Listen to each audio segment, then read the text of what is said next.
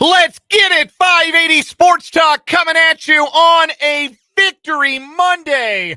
In so many ways, it is a great day to be with you here on 580 Sports Talk, 580 WIBW, FM 104.9, online at 580WIBW.com, and in living color on the video stream today. We are on YouTube. The channel is 580 Sports Talk. We are on Facebook. The page is WIBW News. Dan Lucero, Brendan Wierzinski, and Spencer Dupuis with you for the next 3 hours. We are with you until 6 o'clock tonight, and we have got lots to celebrate on today's show. The Chiefs are 4-0, and the Kansas City Royals are in the playoffs. And maybe this is celebratory to some of you. They are in the playoffs tomorrow and Wednesday, and you will hear them instead of us. Maybe that is a celebratory thing for you, that the games are day games, and so 580 Sports Talk will be preempted for the next 2 days so that we may bring you Royals baseball on 580 WIBW. Unprecedented in either of our time, Brendan, here on the program. Get your hand caught in I just smashed my hand in a microphone. Yeah, you did. Our bosses had caught wind that I was planning on Tuesday and Wednesday this week to air out my political agenda, and the powers that be made a call to Rob Manfred and said, "Hey, we need a day game." So luckily, you guys will be spared. Dan and Spencer will not be. They will have to hear my political agenda. So everything we want to talk about for at least the next 3 days, we have to get in today. And as you can imagine, that means we are going to be jam-packed on the program because we will be off tomorrow and on Wednesday and very possibly on Thursday if the Royals and Orioles need a decisive Game 3. That game could very well end up being a middle-of-the-day afternoon game as well. So we will talk plenty of Royals baseball on today's show, celebrating one of the greatest turnarounds, single-season turnarounds in the history of pro sports, never mind just Major League Baseball. The Royals going from 106 losses to 86 wins and the fifth seed, the second wild card in the American League. They are off to Baltimore to take on the Orioles in a best-of-3 series, all 3 games at Oriole Park at Camden Yards, starting with tomorrow's game with a first pitch time of 3:08. So we'll talk some Royals today. We're going to be joined by an old friend in the 4 o'clock hour. Our summer intern, Trenton Craxner, is going to call the program. We're going to get Trenton's reaction, biggest Royals fan any of us know, and certainly added a great deal to the conversation throughout the summers. The Royals made this run to the postseason. It wouldn't be right to talk about the Royals making the playoffs without hearing from our guy Trenton. So we're going to hear from him in the 4 o'clock hour. We're going to preview the series a little bit, give you a key to the series. Lots of baseball coming up on this edition of 580 Sports Talk. But it is also a Victory Monday. It is the day after a Chiefs victory, and we will talk about that. Most teams would be thrilled to be 4-0. The Chiefs, things don't feel right. It's not just the very probable season-ending injury that Rashee Rice suffered in yesterday's 17-10 win over the Chargers. It's that these Chiefs don't feel like they're going to hit their offensive stride in the way that we had hoped this season. And Patrick Mahomes continues to play, by his standards, some of the worst football of his career. We'll discuss that and where the Chiefs need to go and what they need to get production from moving forward if indeed their number one wide receiver is lost for the season. We'll also discuss if the Chiefs need to go outside the organization to add a wide receiver. They did it 2 years ago, brought in Kadarius Toney. They did it last year, kinda. They brought back McCole Hardman. Will the Chiefs again go shopping on the trade market and try and add to a receiver position that, without Rashee Rice and Hollywood Brown for the, again, in all likelihood, remainder of the regular season, there's at least a chance Brown will be back for the playoffs, but there's not a lot of optimism that that will be the case for Rashee Rice if indeed his knee injury is as bad as feared. This wide receiver group might be worse than last year's. And look, the Chiefs won a Super Bowl with last year's wide receiver group, so all is certainly not lost. But do the Chiefs need to consider upgrading at the position? We'll talk about that. Here's a significant note about that. I know we'll get to it a little bit more. Last year's wide receiver room was bad. You know what it did have, though? Rashee Rice. Rashee Rice. Yep. So not a small detail. Yeah, who by the end of the year was playing like a number one, has been a clear number one so far this season. And to not have that now going forward, that is a big concern. Yeah, it is. It is. And we will discuss that. We'll also discuss the good stuff because, again, the Chiefs are 4-0. Actually, their win yesterday ended up being the most comfortable of the first four because they got to kneel out the whole final 2 minutes after converting a first down on a third down to effectively end the football game. We'll talk about the Chiefs defense. We'll talk about a big step forward and now a very needed step forward for Xavier Worthy and the Chiefs deep passing game. We get to all of that on today's show. Plus, our NFL insider will join us at the bottom of this hour to talk about those things as well. Matt Verderame from Sports Illustrated. He'll join us on the Fleming Place Wine and Spirits hotline at the bottom of this 3 o'clock hour. We'll have some Big 12 football to get to on today's program from Saturday. K-State back on track. They whip Oklahoma State 300 rushing yards, and that's only because they kind of stopped trying to pile them up. They could have literally run Oklahoma State off the field. Some curious, I don't know, curious is the right word, some frustrating at times play calling decisions. But then you look up and there are 300 rushing yards and 42 points on the board, and the quarterback is the offensive player of the week in the Big 12. So things are going well, or back to going well in Manhattan as K-State hits their bye week.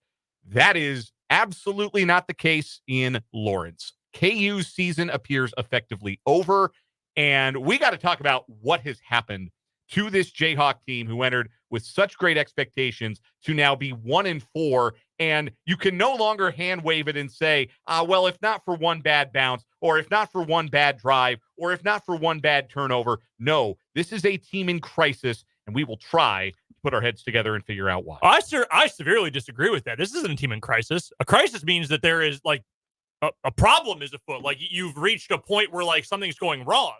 Things don't go wrong for bad teams. You're just bad. That's a fair point. Well, how did it get bad?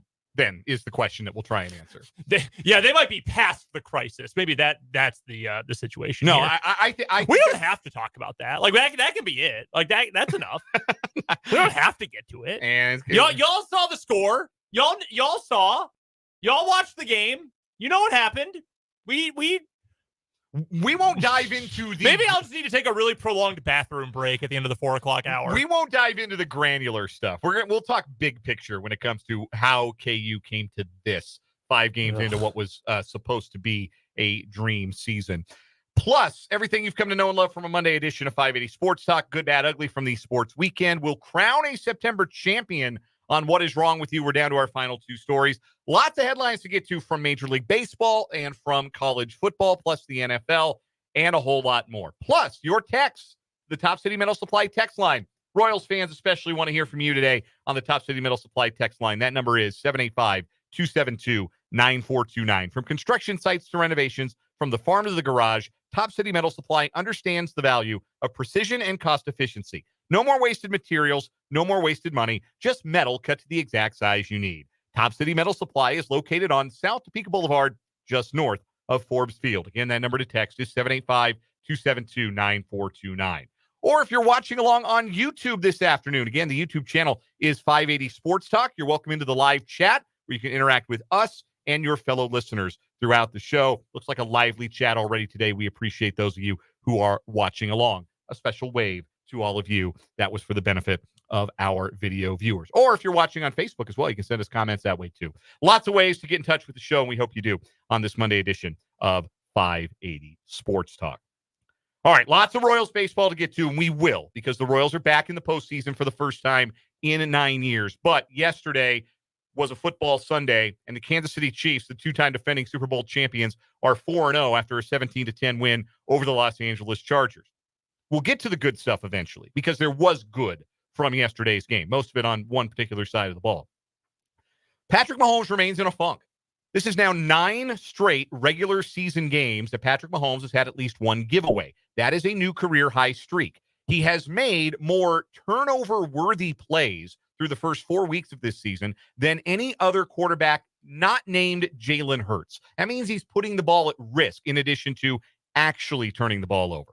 I still contend that number 15 is the last guy you worry about long-term. I thought yesterday he was a little quick to bail the pocket. We have seen him at times regress into some bad habits when it comes to maybe not trusting the protection, not trusting the route, maybe not trusting the receiver. But I believe firmly that Mahomes is going to get that fixed, and that Mahomes in a funk is still, a top 5 quarterback in the league?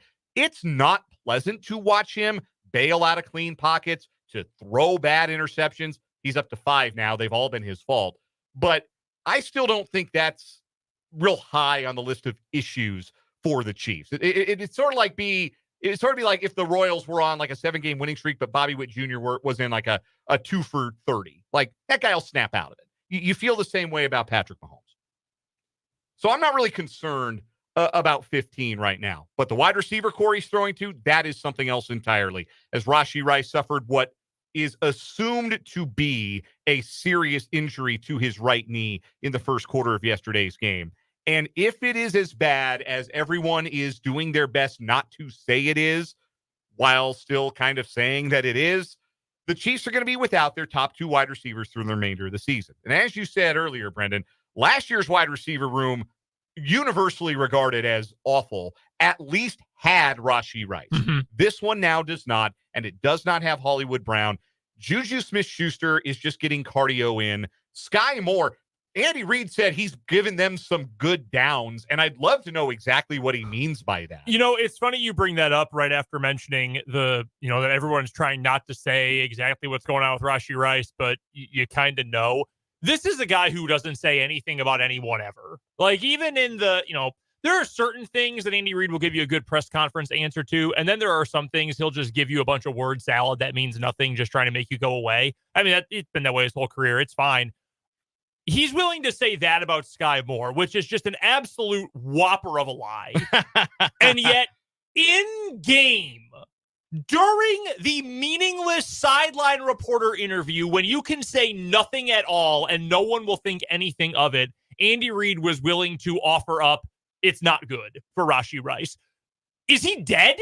Like, that's what that sounds like to me. Andy Reid doesn't tell us anything ever about anyone, and he was willing to volunteer it's not good for Rashee Rice in the middle of a game in an interview that every coach blows off. I have expected to hear Tracy Wolfson come back on later and say they had to amputate his leg. Seriously, this is barely even like reading between the lines. Those lines are about 3 feet apart. There's a whole lot of easy reading in between those lines right now. Well, clearly it was like not something that the PR team told him yes or no to say, because today he was like, well, I'm just not going to speak on it. We're doing more tests. So, yeah, I mean, Andy, he told you all you need to know, guys. Yeah. Rashee Rice. We don't have official news, but you know all you need to know. Rashee Rice is not coming back in all likelihood. Again, I'm not going to be the one that ends his season. We'll wait for the NFL insiders. We'll wait for the doctors to end his season. I have a question. I know we have to go quickly here. If he's out for the year and they decide to suspend him, but he's not going to come back next year, it would not count. You have to be on the active roster. You have to be on the active roster, serve a suspension. I don't believe you can serve a suspension on injured reserve. So, not going to be Rashee Rice for the rest of this season, and it's not going to be Hollywood Brown for the regular season. There's hope they might get him back in the playoffs. Any sooner than that would be a bonus. So what has to happen for the Chiefs offense to make things work? Number one, we're going to need to see more from Travis Kelce like we saw yesterday. A full return to form from 87. 7 catches, 89 yards. It's not going to matter moving forward. Oh, this isn't a great matchup for a tight end. Oh, they've got good safety play. Oh, they're going to double team him. Doesn't matter. Ball's got to go to 87. He is now the one guy in this pass catcher group who is a game breaker, who is a reliable third down option, who has a track record of being successful with Patrick Mahomes. All of a sudden, the Chiefs go from, we can wait on Travis Kelce to have his breakout game to Travis Kelce now needs to be great again, like he's in his early 30s every week. And it's not a great position to be in, to be relying on a 35-year-old to need to be great every week. But if anybody can do it, it would be this guy. Oh, yeah. He has been so instrumental in helping bring along Rashee Rice, and that's really come out a lot in the last 21 hours or so. We saw Rashee Rice came out with the Travis Kelce shirts on, got all the receivers those Kelsey shirts sort of as a motivational Six thing. shirts, by the way. They were 6 shirts. Hey, we support our guy, all of that. And it turned out that, Travis Kelce's actually put in a lot of individual work with Rashee Rice to help him, which makes a lot of sense. How many people on opening night of the NFL season said or tweeted something to the effect of, dang, he looks just like Kelce. The routes he's running, the moves that he's putting on guys. I know the Athletic Football Show podcast, they had a whole segment about it a few weeks ago that, hey, he's just doing Kelce stuff now. Yeah, that's not by accident. He learned directly from Travis Kelce. So when you lose that skill set that's been so instrumental to this team, obviously that's going to set you behind. I got some pushback on this on our YouTube live stream after the game last night, but I'm going to say it again here. Here's what needs to be better. Patrick Mahomes. And I get it. We had our pal Jayhawker said this after the show last night on YouTube. He says, well, let's calm down here. Like, he's missing running back 1. You're missing wide receivers 1 and 2. Lousy offensive line play. I would push back on that. I think one guy has not been very good. I think the rest of the offensive line's been really good, to be honest. I thought Jawan Taylor was really good until yesterday. Until he started committing penalties like left and right. Yeah, he had a tough. He was up against Khalil Mack a lot of that game. That's a tough draw. So he wasn't great, but generally speaking, I think broadly the interior 4 weeks. Yeah, the interior has been great. Yes. They've been very, very good, and I understand all of those things. They are all totally fair. But here's the thing. Patrick Mahomes is graded on a curve, and that's not an argument. If we, the three of us in this studio, you and I for many years at this point, fans all over, how many Chiefs fans do you know who threw a tantrum that a player-voted meaningless list did not put Patrick Mahomes number 1 in the league? I'm not like got upset, tantrums about it. If we are going to treat him like that, deservedly, because he has been that good, then he also has to shoulder the pressure to get through the toughest times of the year. And that includes right now. And you mentioned, even in a slump, he's still a top 5 quarterback. Statistically, there is actually quite a bit of argument about that. Like, he has not performed at an especially high level this year. I'm looking at the EPA numbers right now. He currently sits 13th in the NFL among qualified quarterbacks between Andy Dalton and Jalen Hurts, who no one is confusing for a good quarterback right now. Yeah. Just the football card, trading card stats, like, they're fine. He's 9th in yards, tied with a million other guys for 6 touchdown passes. That's 5th in the league. Chiefs offense as a whole is like 11th in EPA per play, top 10 in success rate. Which is fine. About the same as it was last year, right?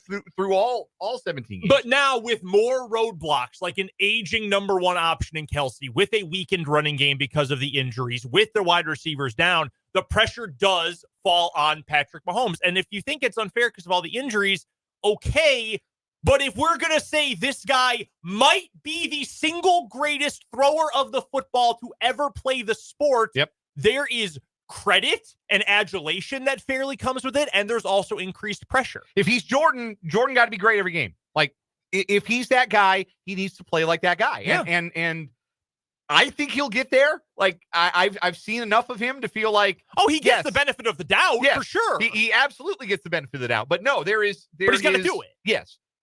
He's got to take better care of the football. He knows it. Like, he's not up there denying it or telling us we're not seeing what we're seeing, which is he is being way too loose with the football. 5 terrible interceptions, and the last one, he got his own guy hurt on the run back.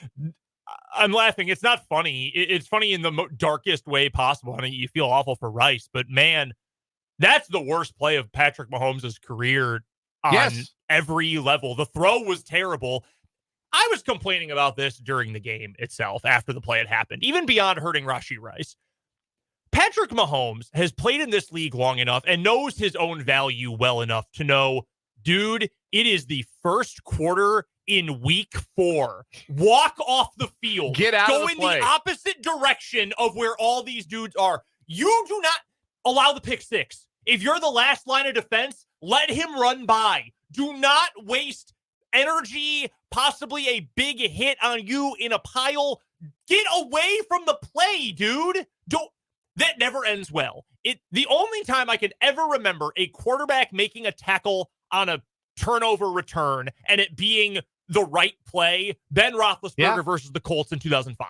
That's it. And that was a playoff game. Jay Cutler's best season ended with him hurting his hand, diving after an interceptor. Andy Dalton was playing at an MVP level in 2015 before he dove after a guy returning an interception, broke his thumb, ended his season, or nearly ended his season anyway. Like, get out of there. Yeah.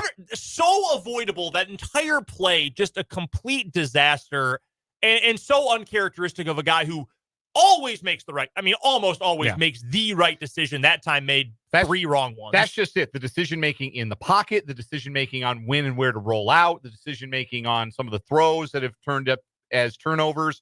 It's not the standard that we expect from Patrick Mahomes. It's fair to say that. And it's also fair to say it did get harder for him with the loss of Rashee Rice. But it's been hard for him before. And he has come up big every single time. Every single time. Mm-hmm. So it is not, I don't think, a long-term concern for him. But Chiefs are going to certainly need better from number 15. What they did get better from was the defense. Holy cow. Great performance from them. They keep giving up points on the opening drive.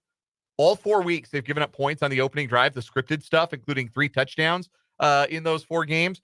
After that, they're feeding teams crumbs. The pass rush, I thought, was terrific. Even if they didn't rack up the raw sack numbers you might have expected against a diminished offensive line, they were in Justin Herbert's face, made it really uncomfortable for him all game long, hit him repeatedly, came up with sacks on crucial third downs, including on Los Angeles' final series of the game. Trent McDuffie continues to play great in just all facets of football. He's the best cornerback, one of the best cornerbacks in the league, and he doesn't have an interception yet. That just tells you how great a player he is. And right now, this is a defense that, again, this has been the formula for the Chiefs. They're leaning on their defense, and their offense is doing just enough, and they're winning close games. This was the formula that won them a championship last year. It doesn't feel right because we're talking about a team quarterbacked by Patrick Mahomes, but this is kind of who the Chiefs have been now for the better part of the last season and a half. So, and clearly it works. Another 1-score win for the Kansas City Chiefs. We'll talk more about the Chiefs. Whether or not they need to look outside the organization. In the show, we got Matt Verderame, NFL Insider, going to join us. We'll talk to him about that and all of the rest of the developments from the 4th week of the NFL season. We got plenty of Royals talk, some Big 12 football stuff still to come. We're glad you're with us. We're going to do Good, Bad, Ugly next here on 580 Sports Talk.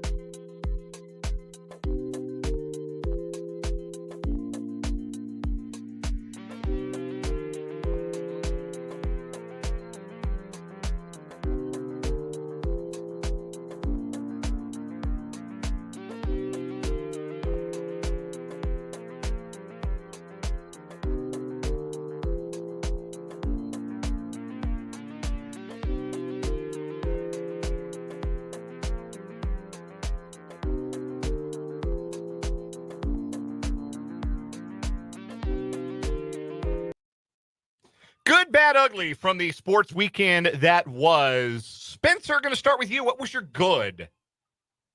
My good was getting out to an Xfinity race at Kansas Speedway. It was a phenomenal time.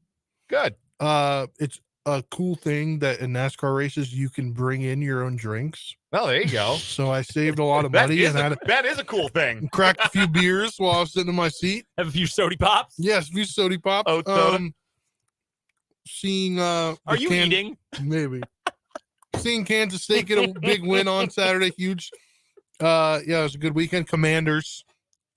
I have so much to talk about, but I don't have enough time. Just say Jaden Daniels could be him. You enjoyed your weekend. Brendan, what was your good? Spencer's pork rinds moment. My good is that Washburn got a win. Ichabod's picked up their first win of the year, beat Missouri Western on Saturday in St. Joe. Keller Hurla looked dang good in the start. Defense was awesome all game long. So big one for Craig Schurig's group heading into Hall of Fame game Saturday this coming weekend against Northwest. My good, it was a fond farewell to one of my favorite athletes of recent vintage, Charlie Blackmon, the bearded Rockies outfielder, played his final game as a big leaguer yesterday and got to go out with a solid base hit up the middle, the kind of hit he got for 14 years wearing that uniform. One of my favorites, had the great beard, had the great walk-up music, You're Loved by the outfield, everybody sing along. It was a great career, a pro's pro. Love to see him get a fond farewell and a nice send-off from the folks at Coors Field in Denver this weekend. I enjoyed that. The bad, the Rockies lost 100 games again. Bums. You got a bad, Spencer? No, but I want to add quickly to how excited I was about the fact that the good, and the good. I used to work at Under Armour before I had this job after I had laid off last year. So I had a bunch of points. So after the race, we went to Legends. I got 12 pairs of socks for $6.86. And I don't know why I'm so happy about that, but that's an adult thing, I guess. This man knows a steal when he gets it. I appreciate that. My bad is my alma mater's football team. KU's bad. Just unequivocally bad. Yeah. My ugly, I watched all 60 minutes of Broncos Jets yesterday, and that's the worst football game I've ever seen. And my son fussed through it the entire time. My son's going through sleep regression, so he's a little fussy. And I think it was because he watched that game. He may hate football. He may grow up to hate football because I subjected him to that when he was 4 months old. -7 first half passing yards by Bo Nix. And they won. That was the winning quarterback. Gross. You have an ugly? You have one? Rashee Rice. Yeah, that's seen him go down. My ugly, the officiating at the end of Virginia Tech Miami on Friday night last week. Somehow they got the call right, but the process was so bad they pissed off both fan bases. Because they got the call right, but they shouldn't have flipped it on review. Complete disaster. Good work by all. Well done. Touchdown Seahawks. Go to commercial break. We're going to talk to Matt Verderame on the other side, our NFL insider here on 580 WIBW.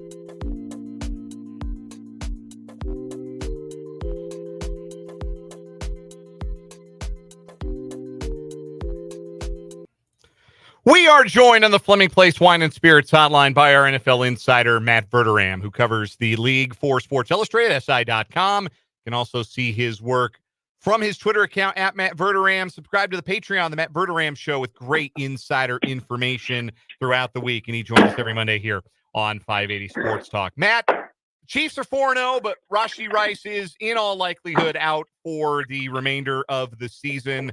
And the Chiefs are now left with a wide receiver group that is probably worse than the one that they had last year. Now, they won a Super Bowl last year, so not all is lost. But where do the Chiefs go from here when it comes to targets in the passing game? How are they going to make this shake moving forward with both wide receiver 1 and wide receiver 2 out for the rest of the regular season?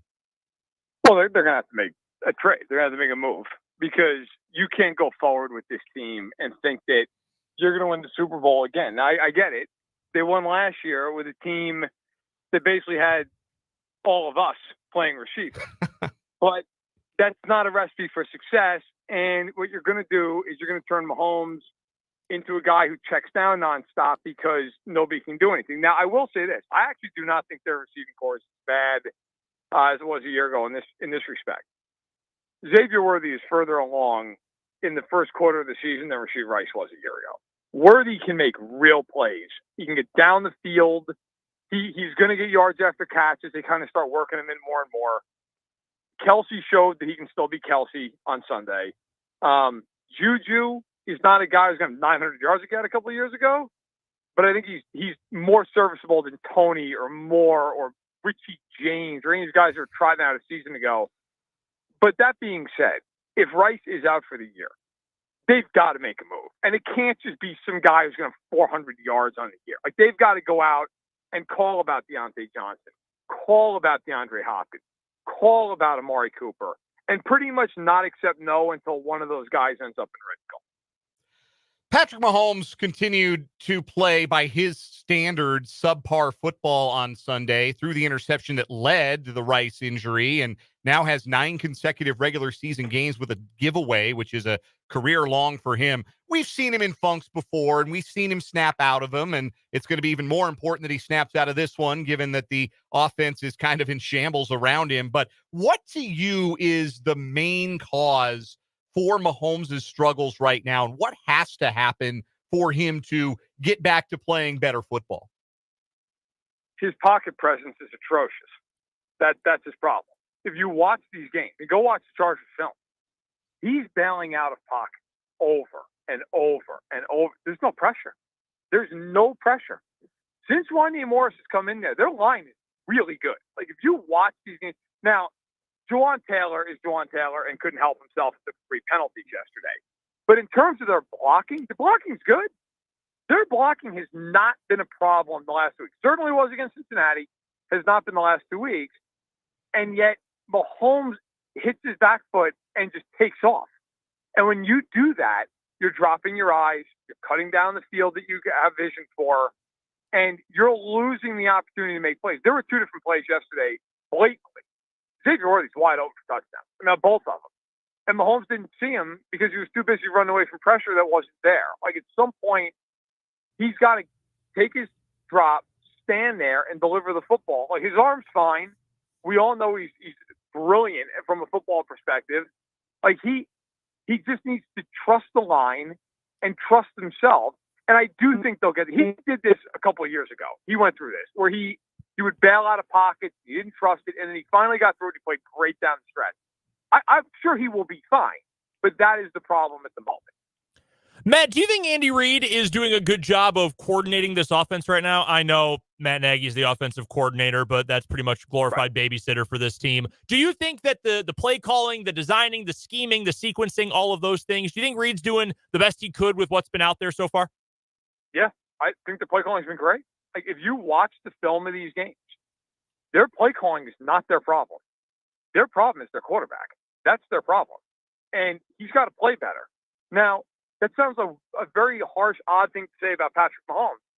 He is not playing good football. He's not. I mean, by normal quarterback standards, he's been fine, but he hasn't been great. By his standards, he's been atrocious. He is not playing well. They're 4-0 because their defense is awesome. and their defense doesn't give up anything unless it's the first drive of the game. Teams can't run on them. Watson is turned into a number one corner, and they've got maybe the best corner in football on the other side of the field. Their pass rush with Chris Jones is always going to be good. So they're winning because of that. And quite honestly, they're running the ball well. Like, they really are. They're running the ball better than they have in years in terms of an efficiency standpoint. Their problem is their quarterback is playing with happy feet. He's not seeing shots down the field that are wide open. I mean, Worthy can have 400 yards if he would throw a couple of these balls, but he's not standing in there long enough. So, look, in the end, I actually am pretty optimistic with their offense, other than, I mean, look, obviously the injuries are terrible. But Worthy's getting open. Kelsey's getting open. Like, this is not last year where you watched it and just said, oh, my God, nobody can get separation. They don't know how to line up. That's not what's happening. The quarterback's simply underperforming, and he's Patrick Mahomes. You think at some point he'll figure it out and he'll get going. Matt Verderame of Sports Illustrated is our guest here on the Fleming Place Wine and Spirits Hotline. And Matt, you mentioned the run game there. Obviously, Isaiah Pacheco going to be out for still quite a few more weeks. But Clyde Edwards-Helaire eligible to come off of the non-football injury list this week. Carson Steele has another fumble 2 games in a row, only has 6 yards. Kareem Hunt, who was nobody expected to have nearly 5 yards of rush. What are you doing at running back for this upcoming week if you're the Chiefs? Nothing. I wouldn't bring CH back at this point because he's not P. Ryan. P. Ryan is more useful, in my opinion, at this point than Edwards-Helaire is. Kareem Hunt looked great. Kareem Hunt had burst, he had power. You know he's got good hands. He catch the ball. I thought Kareem Hunt looked really, really good. Far exceeded my expectations. It's really, do you want him over Carson Steele? And I don't. Carson Steele gives you a fullback. He's a better blocker. I would do nothing. I would leave him inactive. Now you want to make the argument, hey, look, Steele's fumbled twice. Okay, that's a valid argument. You can't put the ball on the ground. You can't fumble it. But do I think Steele gives him more, at least potentially anyway? Yeah, I do. I just don't. What does CEH do that these other guys don't do? I can make an argument Steele can block. I can make an argument P. Ryan's better on third down. I can make an argument Hunt's just a flat out better running back in all phases of the game. What does Clyde Edwards-Helaire do that if you're Brett Veach, we've got to bring him back? I don't know. I don't know what the answer is. Matt, looking around the rest of the league, as we've got the Monday night doubleheader tonight, Titans, Dolphins, Seahawks, Lions, but looking at the rest of the week's action so far, which team had the most impressive victory this week? By the way, that Miami-Tennessee game, anybody who's watching that ought to be committed. But that game, SI couldn't pay me enough. I would say the most impressive, it's got to be Baltimore, right? I mean, Buffalo through 3 weeks. Now, look, there was the argument of, hey, who have they played? Look at the schedule. Baltimore beat the hell out of Buffalo in that game. That game, I was very curious, and I said a little bit throughout the week. I think I might have written it at some point. I'm very curious when a team tries to exploit the middle of Buffalo's defense, what happens. Because the Cardinals did it a little bit, but they kind of got away from it. Miami and Jacksonville didn't even attempt to go at the middle of Buffalo's defense. By that, I mean the linebackers safe. Baltimore just relentlessly went at those players over and mostly the linebackers.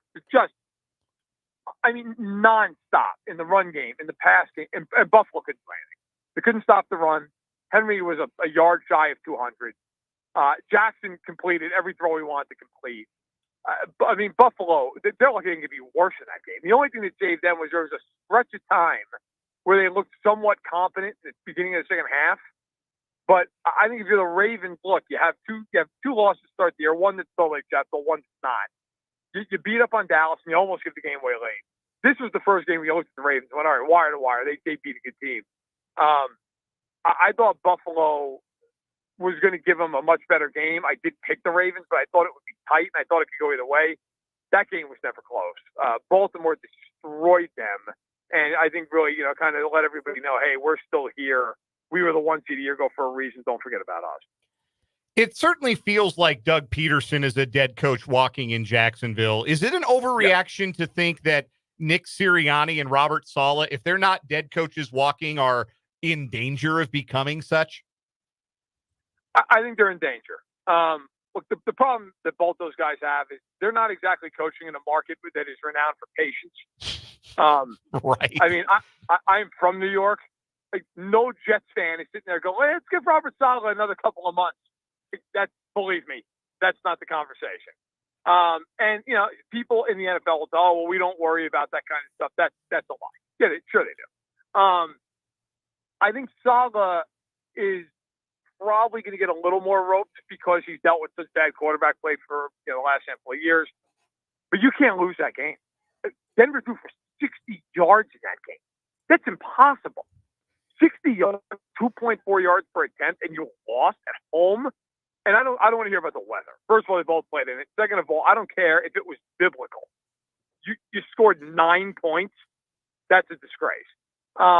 The Eagles, I think it's more like we got to watch that week to week because you just wonder if that thing starts to really go sideways. And they have not played well this year. If that thing goes sideways, do we start to hear chirping from the players?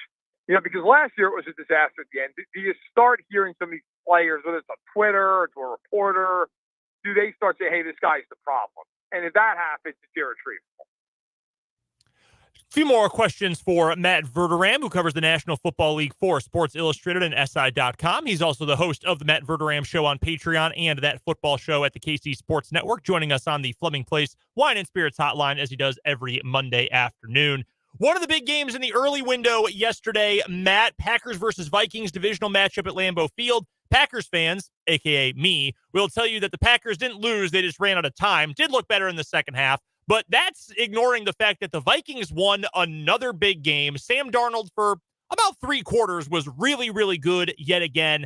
How has your opinion of Minnesota changed from week 1 to now?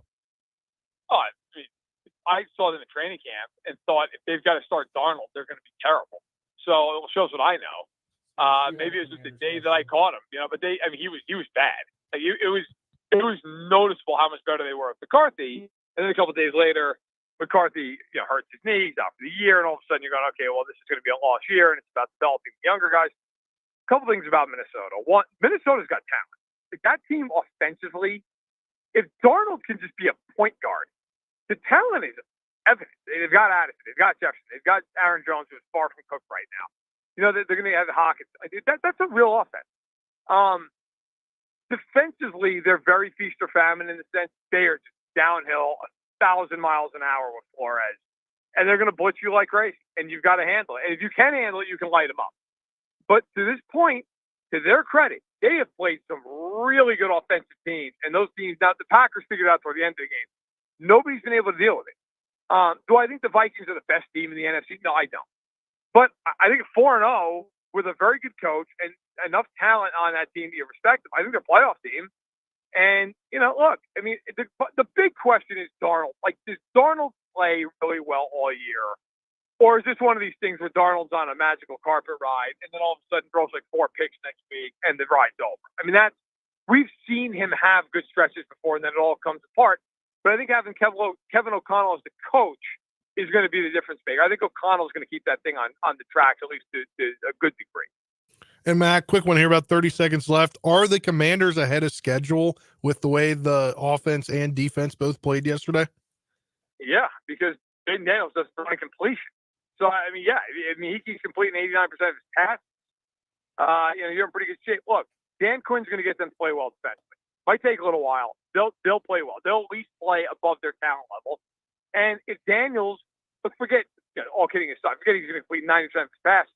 If he completes 65 to 70% of his passes, added on to his legs and what he can do there, who's better than them in that division? The division's awful. So, yeah, I think Washington could be really interesting.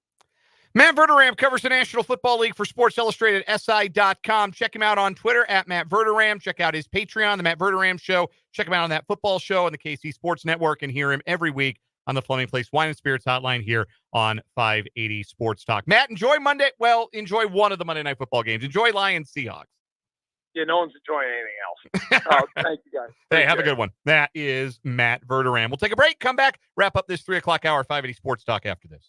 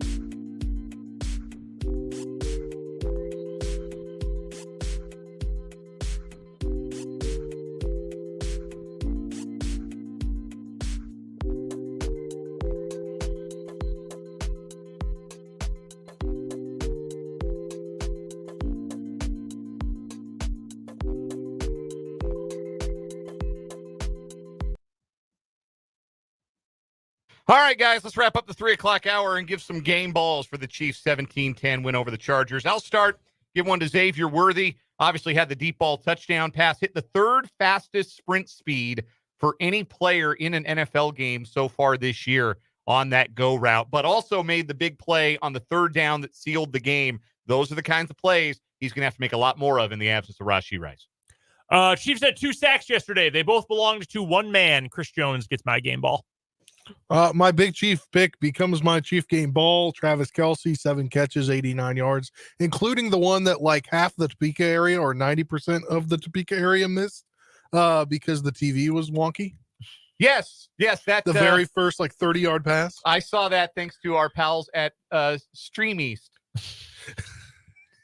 That's what I had to resort to watch the first 3 plays of the game. Then, of course, when WIBW finally restored it, and I guess it was worse elsewhere, and it was all over the country. So this was not your local CBS affiliate's fault. This was all over the country. Tony Romo kicked the plug out. Yes, Tony Romo unplugged something. This That's isn't what the happened. first time that's happened. No. It's not, but It's Tony Romo. Don't be too hard on your affiliate. First play back on WIBW was Carson Steele fumbling, so that wasn't ideal. Yeah. Also got to give credit to Kareem Hunt too. We had texters from the 785 on the Top Females Flight text line say, "You guys said Kareem had no juice. Looked to be okay to me, and he held onto the ball unlike someone else."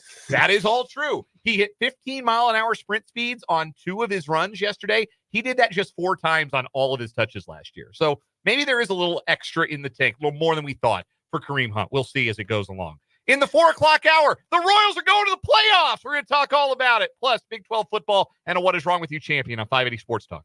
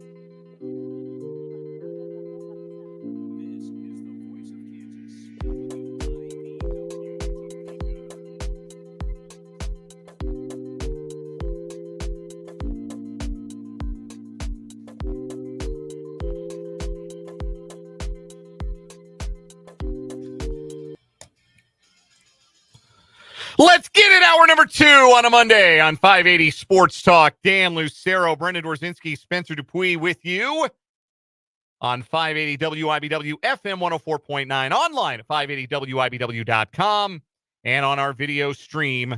580 Sports Talk is the YouTube channel. WIBW News is the Facebook page. You can watch us make these words with our mouths for the next 2 hours on this Monday.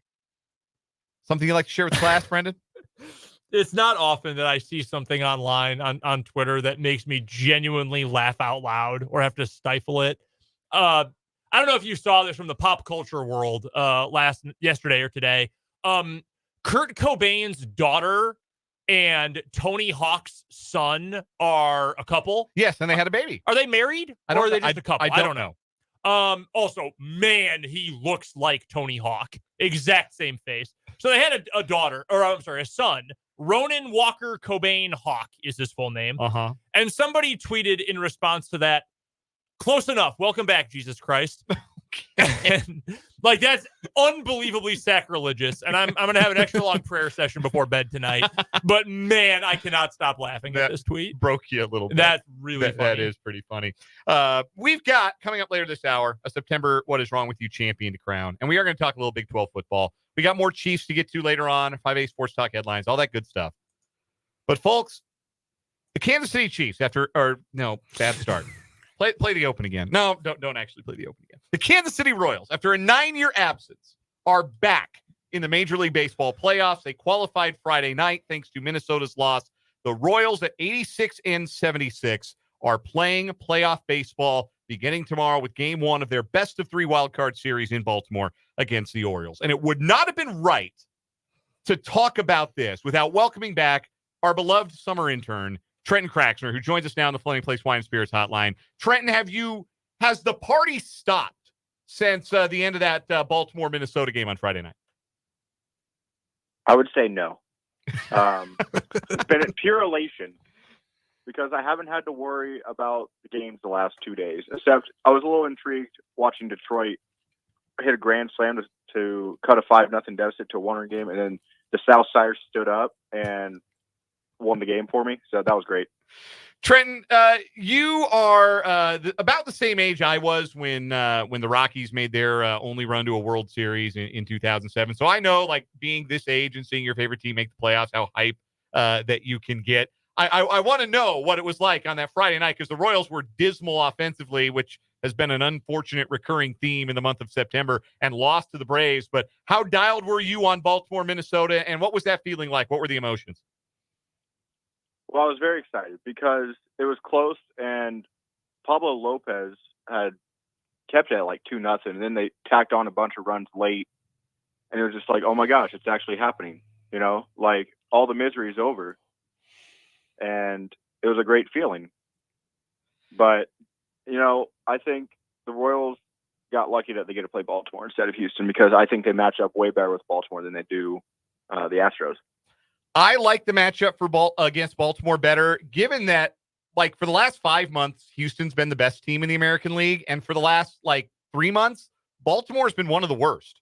They've had a losing record since July 11th, I believe it is, and have really, really struggled down the stretch. And I think that their bullpen kind of stinks. And I think we'll talk about that in greater length later on in the show. But Trenton, what was, as we look back on the regular season, we put the regular season to bed, 86-76, the final record. Do you have a favorite moment from the Royals regular season, or a moment that symbolized to you what this Royals team was, and that maybe a moment where you believe they were a playoff team? Well, the first moment is the comeback against the Mariners 8-0, because that's the difference between them getting in and the Mariners not getting in, because they finished 1 game with the Mariners. And now, of course, that the Royals would have played for more this weekend with their pitching if it lined up that way. When I knew they were legit, probably after their 2-month start where they were 15 games over 500, because the Royals, over this past decade of misery almost, have always started slow and then they finished strong. This year's season was kind of a reverse of that. So I think when they were like 35-20 or whatever it was after the month of May, it was like, okay, like, this team's legit.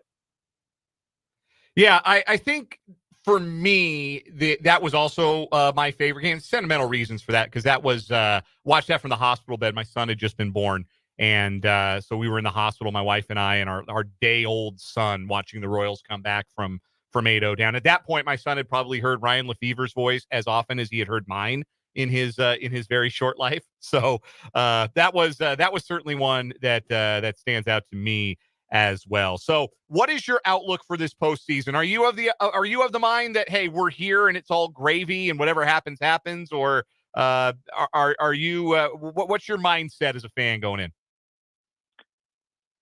If they lose, they lose. I mean, I don't think it would hurt that much. I think, like you said, it's more of a gravy kind of thing, because like it's a 30-game turnaround from wins season to season. Well, it would be disappointing if they just got swept away and the offense just no-showed like they have pretty much the last month, it seems like. It'd be a little bit disappointing, but I do think they could get to New York for the ALDS and host at least one game at home this year, which I saw some on Twitter about 20 minutes ago that 85% of the tickets like for capacity have sold at Kauffman Stadium as of right now, if they do get to the ALDS and host a home game. So I think that's pretty cool, because, of course, the city's been spoiled with the Chiefs, but I think there's been a hunger and longing for the Royals to be good again and get playoff baseball back in the town. No question about it. I definitely think there's a lot of excitement. Certainly, you've been feeling it. You brought it to the show. You are a summer intern this summer, so yeah, we could not have properly celebrated this and marked this milestone for the Royals without the input of our guy Trenton Kraxner. Last question for you, Trenton. This is the most important one. Will you be skipping class? Will you have to skip class to watch the Royals play tomorrow on Wednesday? No, actually, as we talked about, the day games actually work out better for me, because I do not have class tomorrow or Thursday, and then my last class on Wednesday gets out at 1:45. Perfect. So I think that's so. Yeah, so it's a race to get home from Lawrence, about a 45-minute drive. So that should allow enough time, because they're at 3:30 on Wednesday. That'd be the only day it's tough. So post up at like Jefferson's and order some wings and a Shirley Temple and watch the ball game. You're going to be cutting it close for sure. All right. Trenton Kraxner, summer intern, Royals fan. Great to have you. Listeners appreciate hearing from you. Enjoy the playoffs, man. Enjoy the ride. Yes, go Royals.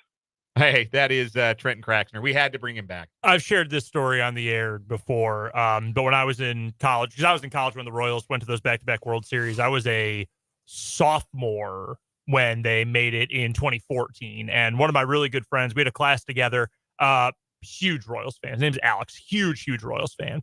And he just stopped going to class. Like, he just stopped going. And his excuse was either I'm getting drunk to prepare for the game, or I'm recovering from being drunk last night during the game. So he just stopped going to class. He would ask me once in a while, like, hey, do I need to do anything? But even that stopped during the latter part of the run. And the two climaxes here of this story. One day in class, our GTA said, does anyone know Alex? Does anyone know where he is? And I said, yeah, I talked to him. Well, I'll give him information. Whatever I need to let him know. And she yelled at me on his behalf for him not showing up at class because he was too busy watching the Royals. The other one, he got in an argument with his then girlfriend during the time, who said that he was paying too much attention to the Royals. Oh no. To which, and this is my favorite part of the story, he told her, I've loved the Royals longer than I've loved you. You can imagine how that went. Not well. I totally understand. Like, he wasn't lying. No, that was as honest as he could be in that moment. Sometimes honesty not the best policy. Nope. However, so the Royals are into the playoffs. When they made their run in 2014, I was doing morning drive in Wichita on a sports station down in Wichita. So I got to experience that doing morning drive sports talk and following that run to that World Series against San Francisco.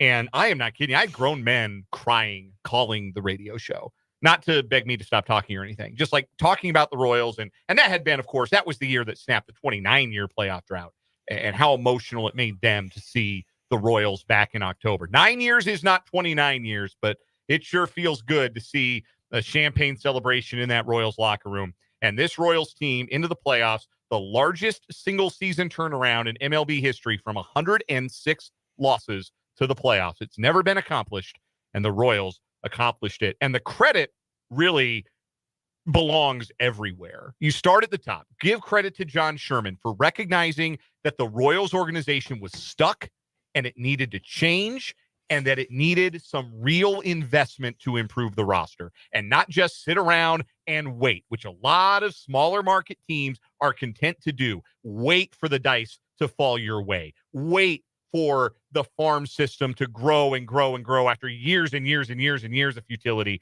and then just hope you kind of hit lightning in a bottle. Credit John Sherman for having some urgency with the checkbook. Credit to J.J. Piccolo for being his own man. That was a real concern when Dayton Moore left the organization and J.J. Piccolo took over as the head of baseball operations. I think there was a lot of concern. I think it was justified that he would not be his own man, that it would be Dayton Moore Redux, and it has not been. J.J. Piccolo has helped to modernize the Royals organization in some really helpful ways.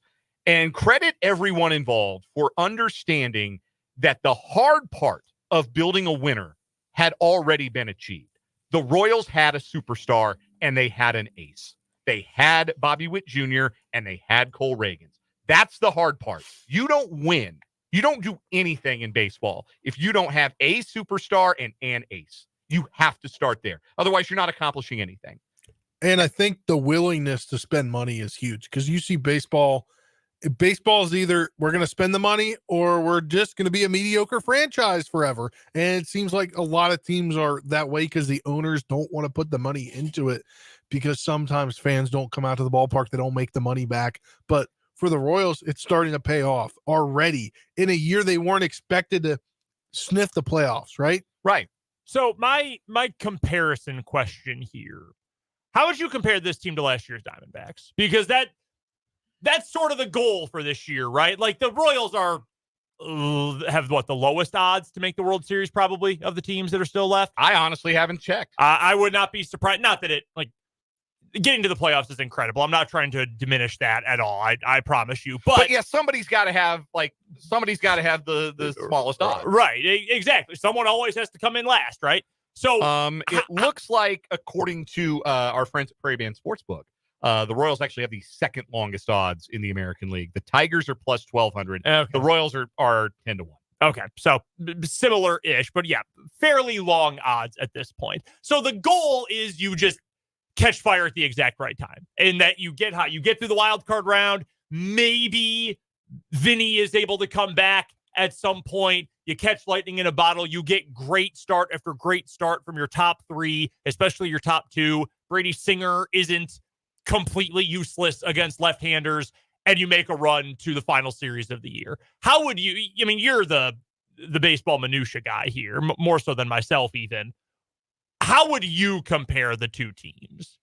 So, and the reason, in case you really don't pay attention to baseball into October because the Royals have been bad recently, Diamondbacks last year won 84 games and made a run to the World Series. And weren't even really that good. They got outscored last year. Like we talked at length this year about the Royals' run differential. They had the run differential this year, the Royals did, of a 91-win team, even though they only won 86. Arizona last year had the run differential of an 80-win team, and they won 84. But like you said, they got hot in October. Here, I guess, are the similarities.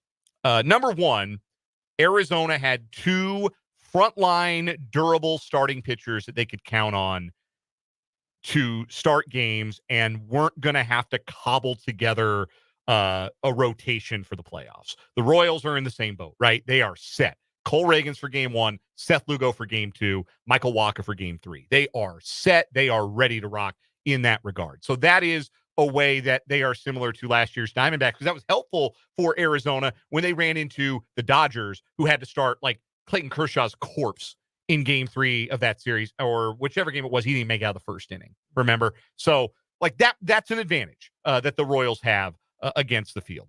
Another similarity that they have to last year's Diamondbacks, a remade bullpen that was excellent down the stretch. You look at the 2023 Diamondbacks bullpen, and it's a bunch of guys who weren't real good. Like if you look at the baseball reference page, but then you look down the page and like, well, wait a minute. Kevin Ginkel was unbelievable in the playoffs and was really, really good starting in like August. And who was the guy, the sidearmer, Ryan Thompson. They picked him up for nothing, 13 innings of an ERA below 1 in September, and he was one of their most reliable guys in the playoffs. So a remade bullpen on the fly that helped them catch fire. And the other, I think, similarity between the two teams would be that you have the superstar that kind of pulls it all together.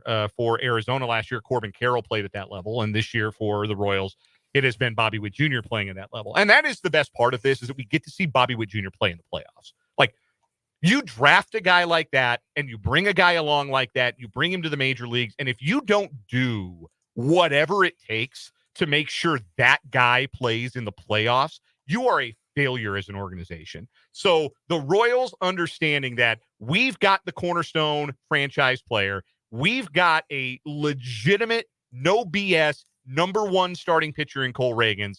Let's fill this roster out, because it's a failure if you have those two things for a full season, which they acquired Ragans midway through last year in the Aroldis Chapman trade. They didn't know what they had with him until like August and September. No. You go into a season with those two things and you win 70 games, that is cataclysmic failure. Like, you have to, when you've got those guys, that's the time to spend, that's the time to go for it, and the Royals deserve a lot of credit for that. The one thing that I was worried about all year for the Royals never materialized, which is incredible. I said on this show, we all made our predictions, and Spencer can pat himself on the back. He was closest to the pin. He said they go 500, or was it 80 or 81? I think it was 81 for you. It was 78 wins for me. It was 75 wins was your prediction, Brendan. And the reason I was hesitant, because I really liked what they had on paper, but I just wondered, it's really rare that a starting rotation stays together. Their starting rotation on paper going into the start of the season looked really good. It was Lugo, and it was Ragans, it was Singer, and it was Waka, and it was Alec Marsh winning the fifth starter job.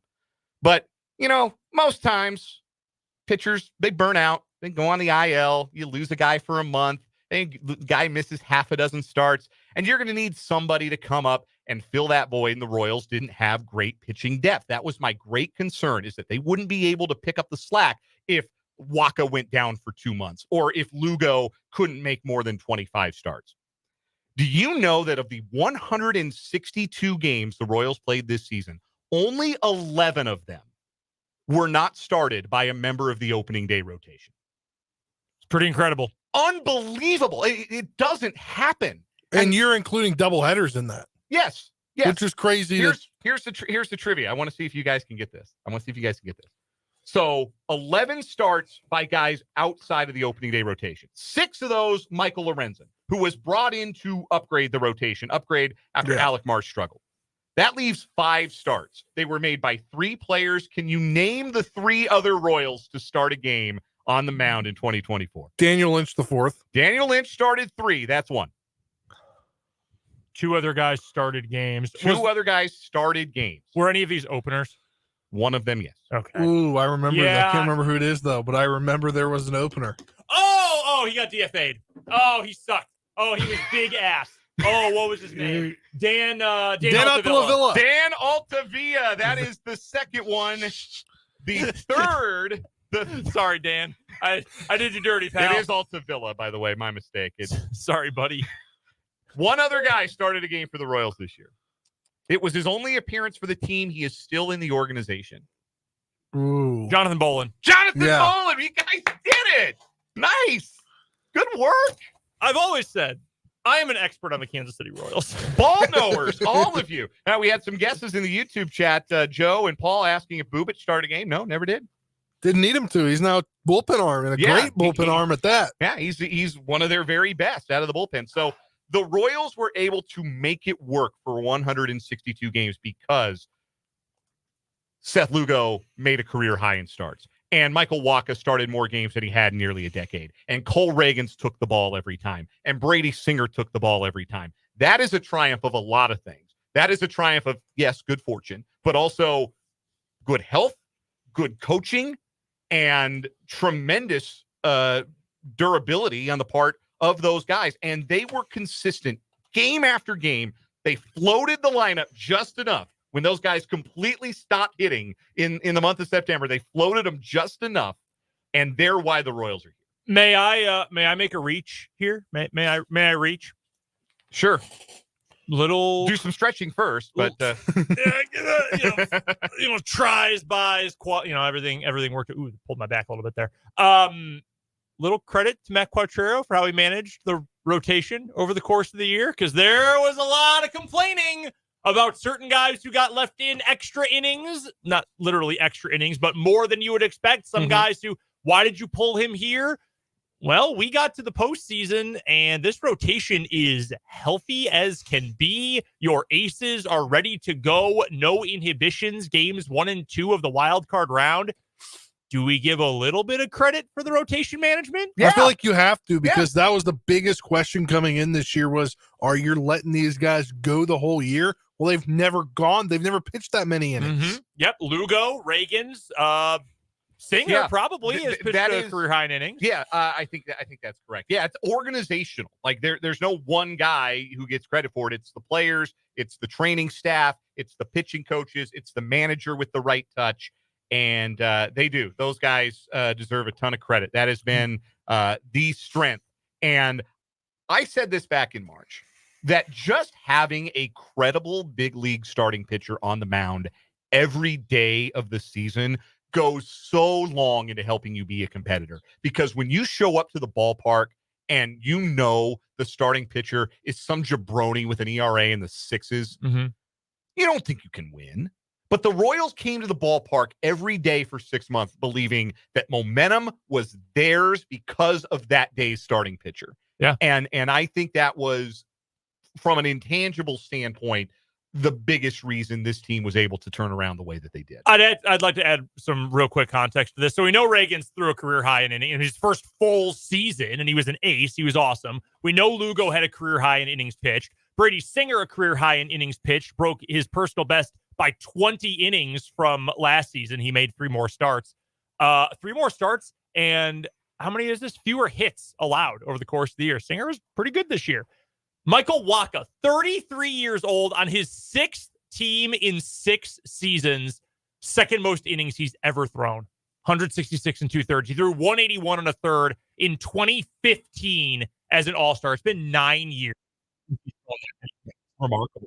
Remarkable stuff. And as a texter points out in the top 3 emails to play text line, 785-272-9429, there's only one complete game all year, and that belonged to Seth Lugo. And some of that, is a reflection of baseball is just different now. But these guys were consistently giving you 6, even sometimes 7 innings, and talked about that as the season went on when the bullpen was struggling, when the bullpen was a weakness for the Royals, before it became less of a weakness and really over the last month, something like a strength for this team. But when it was a weakness, which was for the majority of the season, they didn't ask for as many outs from that group because their starter is giving you 18 of the 27 outs or 21 of the 27 outs. And that helps you stay off of the guys that you don't really trust back there in the bullpen. I think one of my biggest takeaways for this Royal season is the fact that you on the fly as both GM and manager and as organization wide, retooling the bullpen on the fly in the season in a pivotal point of the year at the trade deadline where things could have gone one of 2 ways for the team. Let's continue to rebuild and continue to push towards next year. Or no, we're going to get some guys that have a couple of years left in the trade deadline and try to continue to build up and make the playoffs. And it wasn't just then, Spencer. It wasn't just at the deadline retooling the bullpen or retooling as it went along with the decision to make Chris Bubich a full-time reliever. Yeah. With the promotion of Sam Long, finding him basically, that was free money. That was found money, what they got from Sam Long I think with Angel Zerpa too, the decision to send him down to get him right. Yeah, they handled him well, and they've gotten better work from him down the stretch. But not just then either. It was at the end of August when Vinny Pasquantino went down. They looked at the lineup they were going to have to run out there for the final month and said, no, this isn't good enough. This isn't playoff caliber. We have to do something about this. And they got busy. It wasn't a half measure. They added 3 guys who all came up with big moments for them in the month of September. Even if Tommy Pham really hasn't hit a lick since his home run against the Guardians to snap that first 7-game losing streak, even if Robbie Grossman's hardly played, Yuli Gurriel has been fine, probably the best hitter of the 3, the most productive hitter of the 3. I mean, he's been consistently in the lineup. So just being able to do that, it showed urgency. That was the biggest thing. Goes back to the first thing I said in this segment. Having the urgency to understand we could have a winner here. We should have a winner here. Nobody's got a shortstop like Bobby Witt Jr. Very few teams have a number one starter like Cole Reagans. Let's go maximize this. I don't think they make the playoffs, so they don't do that. Yeah. I don't think they have the hitting because I don't think you could rely on Darian Blanco. No, look, they were going to have to play Garrett Hampson every single day. Yeah, they were going to play those guys every day, and they could not do that, and they realized that. They were going to miss Vinny Pasquantino, and they had to patch the hole. Yeah. Speaking of Vinny Pasquantino, is he going to play tomorrow? Well, because I think he sounded like a guy who thinks he might try to play tomorrow. I'm sure he thinks he will. Today, manager Matt Contreras talked about it. Unfortunately, due to the weather in Baltimore, they're not going to have him do live BP. Mm-hmm. So he's going to get underneath in the cage and simulate it as best as possible. But the cool thing about the playoffs is you don't have to make your roster official until the morning of. Yeah, you've got till tomorrow afternoon. Like, we won't know the playoff roster tonight for Kansas City. You'll know it about 3-4 hours before first pitch. And like, I would have told you 0% chance. I think we all would have until we saw him hitting last week. September 1st. I think it is a non-zero chance they give Vinny Pasquantino back in this series. And not just a lift to the lineup if he can just swing the bat a little bit. But God, what an emotional boost to that team to have that presence in your lineup, but also that presence in your clubhouse back on the field.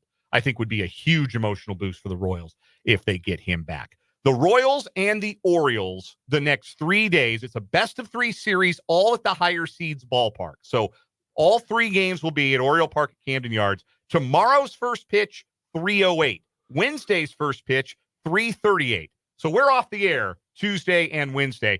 Thursday's start time will depend on whether or not there is a National League game. If there is a National League game, the Royals will play middle of the day again. If there is not a National League game, the Royals will play the late night game. Even if they're the standalone game or if they're one of 2 American League games, they'll be the later game, which I believe would be a 7 o'clock first pitch. And you might be wondering, why does it depend on the National League? And the answer is very simple, because it's better baseball.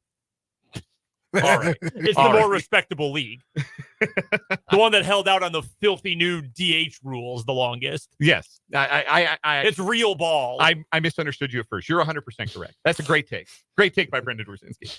We will talk some more Royals coming up at the 5 o'clock hour. We are going to do some reaction videos after Royals playoff games on our YouTube channel, 580 Sports Talk, in lieu of having shows the next 2 days. So stay tuned for some of that. But we've got a What Is Wrong With You champion to crown. We're going to do that next for the month of September here on 580 Sports Talk.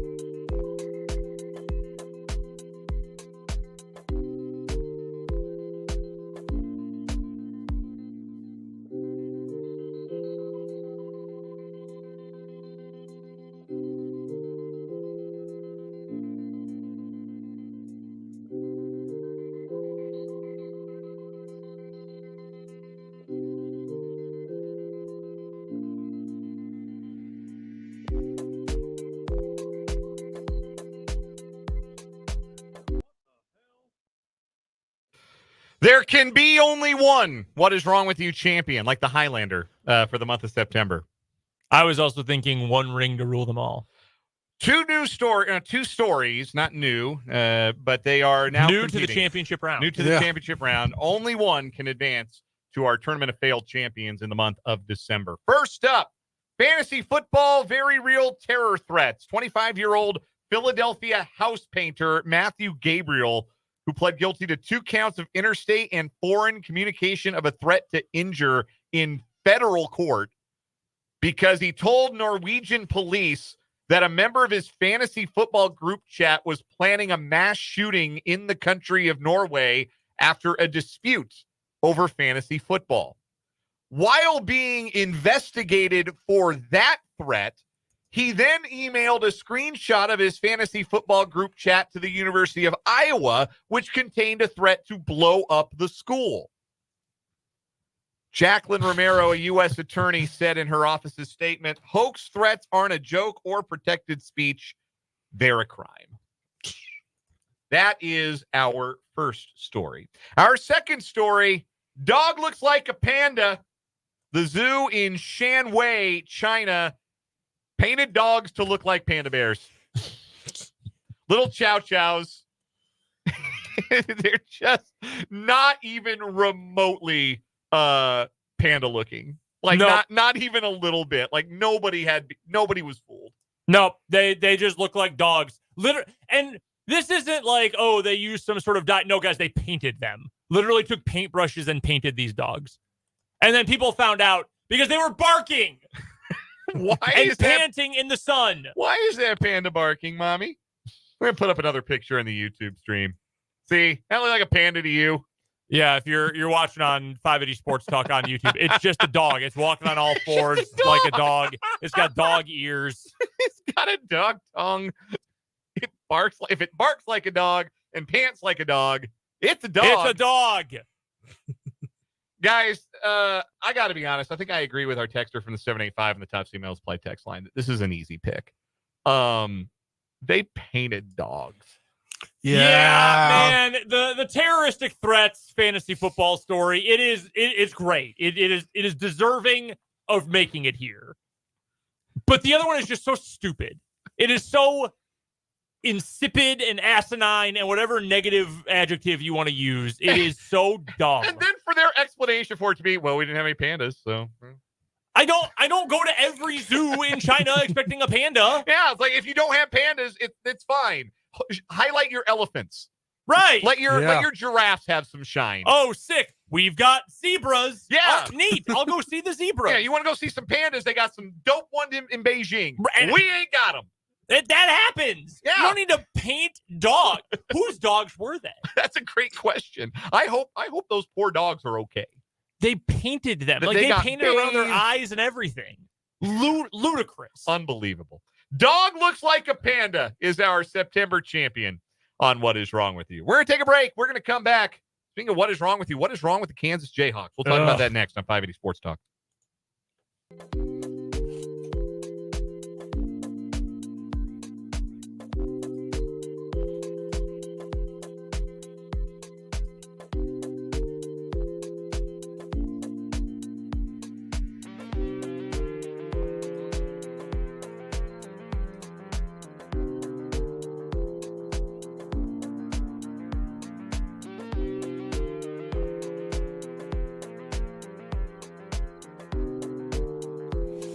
This is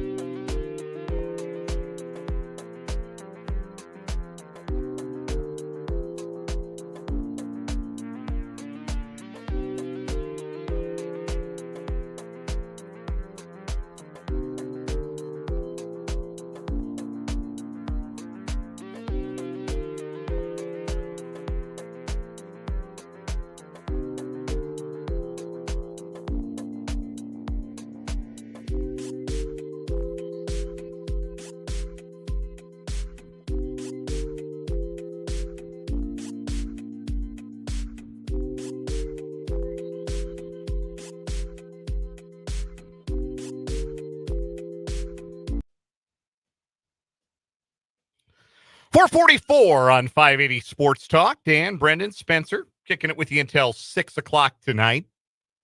Still to come on the show, a deeper look at the Royals-Orioles playoff series, which begins tomorrow. There's one thing I know, thanks to Jeremy Guthrie. Those O's ain't royal. I hate that he apologized for wearing that shirt. Oh, man. I can't wait to see the absolutely ridiculous brain-dead things that Jason Lockenfora tweets this weekend. It is. It's the Jason Lockenforable. What a bum.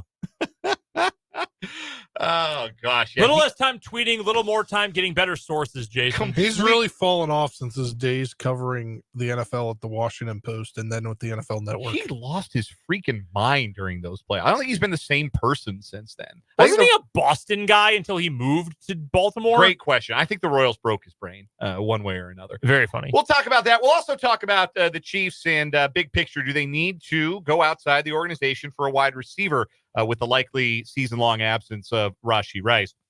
But I want to talk some college football from the weekend. K-State handled their business 42-20 over Oklahoma State. I think the final score actually flatters Oklahoma State. K-State ran for 300 yards on the nose. There is something perfectly like that number in the rushing yards column means you got your butts kicked. Like you got paved. You left with tread marks on your backside. Yeah, that's a toughness stat. That is a stat about being the tougher, more physical team. And look, I was telling Dan this story off the air earlier today. I was having dinner with a buddy on Friday night, and he said, "Man, I think that Oklahoma State's going to whoop K-State." Look, I am buying in after BYU crushed them, and I like this Oklahoma State team. And I said, "Nah, man, I disagree. I think it's going to be the opposite. I think K-State's going to whoop OSU." Now, I did not expect 300 yards on the ground, kind of beat down, but Oklahoma State's not doing it for me. And suddenly, I asked, Spencer, you heard it, I think, every single time I asked someone this. Dan, you heard plenty of it too. Some of it happened while you were on paternity leave. But I asked every single college football guest we had all summer, what am I missing with Oklahoma State? They are 7th and 8th and 9th in the odds, depending on what book you look at, to win the Big 12. They're old. They have the reigning Doak Walker Award winner. They've got a millionth-year quarterback who's not that talented, but he knows the offense anyway. He's not going to make a ton of mistakes. Giant wide receivers who can make plays. Brennan Presley, who catches 400 balls a season for like 8.4 yards a catch, but he catches all of them. Like, why are they not getting more respect? And now I see. Yeah, I see it. They're not tough enough, and their quarterback's not good enough. And it's pretty cut and dry, honestly. And when there's no threat to pass, you know what other teams can do, what defenses can do? Hey, stop Gordon. That guy with Gordon 2 on his back, stop him. Ollie Gordon had 85 total yards in the first half and looked better than I've seen him look all season long. First quarter, 85 yards. He had 11 yards the rest of the game. K-State deserves a lot of credit. Yep. They bowed up. They came back after the disappointing loss. Out-toughed them. Avery Johnson was great, even aside from one of the worst interceptions you'll ever see a quarterback throw. He was awesome. He was Big 12 Offensive Player of the Week. He is their best runner of the football. With all due respect to the two very good running backs on the team, no one is scarier with the ball on the run on that team than Avery Johnson is. And it leads to some disappointment, I think, and maybe some frustration when Avery Johnson only ends the game with 5 carries. And I think maybe 2 of them were designed runs or like option plays where he kept the ball. But like, if it's going to be that effective in small doses and DJ Giddens is going to average 12 yards a carry, I think you deal with it. And if Avery Johnson continues to improve, not just as a passer, which is important, but as a play action passer, they hit some big plays in the play action game. I don't know what you're going to do with this offense once Avery Johnson really hits his stride. And I think we saw a little bit of what that can look like from Avery and the Cats on Saturday. They have the week off. They go to Boulder. It's another late kick in 2 weeks. In case you missed that, we'll get to it in headlines, but be another Big 12 after dark kickoff for K-State, and CU kind of look like a real football team on Saturday. So that'll be that's a lot more interesting a game than I thought it was going to be when the season began. Kansas lost to TCU, and they are 1-4. Bad team. We don't need exposition here. This is a bad team, and I think it is important because I see so much anger. I'm going to get to this later in the season because we're short on time right now. You're an idiot if you turn on Lance Leipold at this point. And I'm talking to you, people on Twitter who are such cowards. You want to put your own name and picture on the damn website. let me tweet about Kelly Leipold. You're a loser. I'm going to tell you that right now. You're a loser. Okay. Turning on Lance Leipold at this point is ridiculous. This team stinks. Okay. So that's my question. Like, I don't think Lance Leipold has forgotten how to coach the sport of football. I do not think he is a worse coach today than I thought he was when this season began. If you want to say, well, he's not real good at the game theory, the game management stuff, most college coaches aren't. Let's be real. That's why they're not NFL coaches. Right. Like most college coaches aren't. There are a lot more of them that aren't good at that stuff than are. So if he's found one thing in that department, fine. But I think as a program builder, CEO, tone setter guy, I don't think Lance Leipold's forgotten how to coach. I don't think he has had a great year. I'm not trying to absolve him of anything wrong. He made the biggest mistake of anyone this offseason in hiring Jeff Grimes. I don't know why Jim Zabrowski was not good enough to just get the OC job. I do not know. There was obviously a reason for it. I wish it had been different. There's obviously a reason for it. Fine. Grimes has not worked out. I think that's the key point of the problem. We're far enough in at this point. It's clear that this is not working. I also am still of the belief that Jalen Daniels is just not physically right. And this is entirely me editorializing. I want to make that very clear. I have no inside information about what I'm about to say. I do not think his back is ever going to be right again. Like something is wrong. This is a guy who always made the right decision, who was on time, sometimes would try to play Superman and would make a mistake. He's a different player at this point. And like the good for him is game managing and not using his athleticism like he did for the first 4 years of his career. I mean, he's a different player and it sucks. And I feel so bad for the dude. And again, the cowards out there on the internet who love to call him JD Picks or whatever, grow up, get a job, grow up, fill out a job application for once. Put the fries in the bag. Seriously, put him in the bag already. Can you hand me my new iPhone already? Let's go. Figure it out. Like, that stuff bothers the hell out of me. Now, that being said, at the same time, this is big-time college football. This is a team that had playoff expectations this year. This team had contend for a Big 12 championship expectations this year. They have not met that. That is a disappointment. That reflects on Leipold. That reflects on the offensive staff. It reflects on the defensive staff. Let's not ignore that. The defense has been good for a lot of this season. It has not been good the last 2 weeks. It reflects on them and Brian Borland's group as well. It's just like you have 4 or 5 different things I just listed off there. This isn't a good team right now. I still like the talent. I like the players.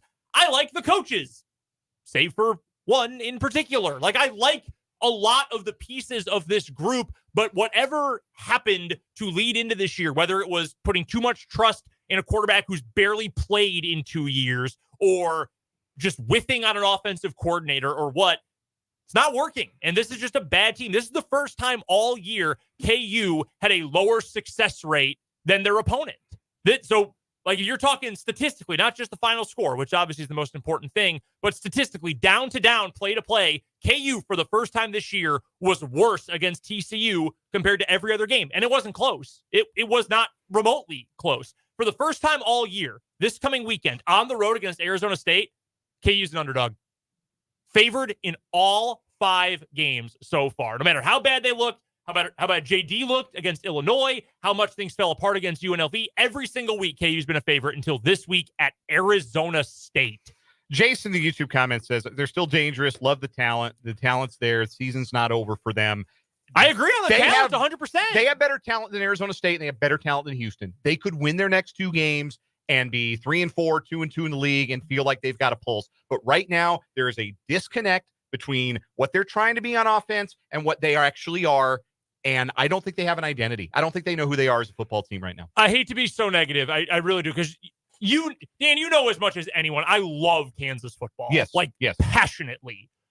KU does have better talent than those teams. You're right. KU also has better talent than TCU. Yes. KU also has better talent than West Virginia. Yes. And UNLV. Yes. And frankly, Illinois. Yes. Yeah.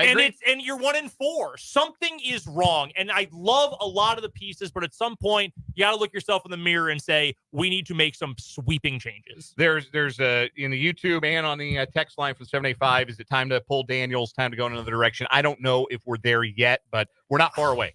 It breaks my heart, man. I love the kid. I do. I love him so much, but you're 1-4 when you thought you might make a playoff. Yeah. We got to take a break. We'll come back, wrap up this 4 o'clock hour, 580 Sports Talk.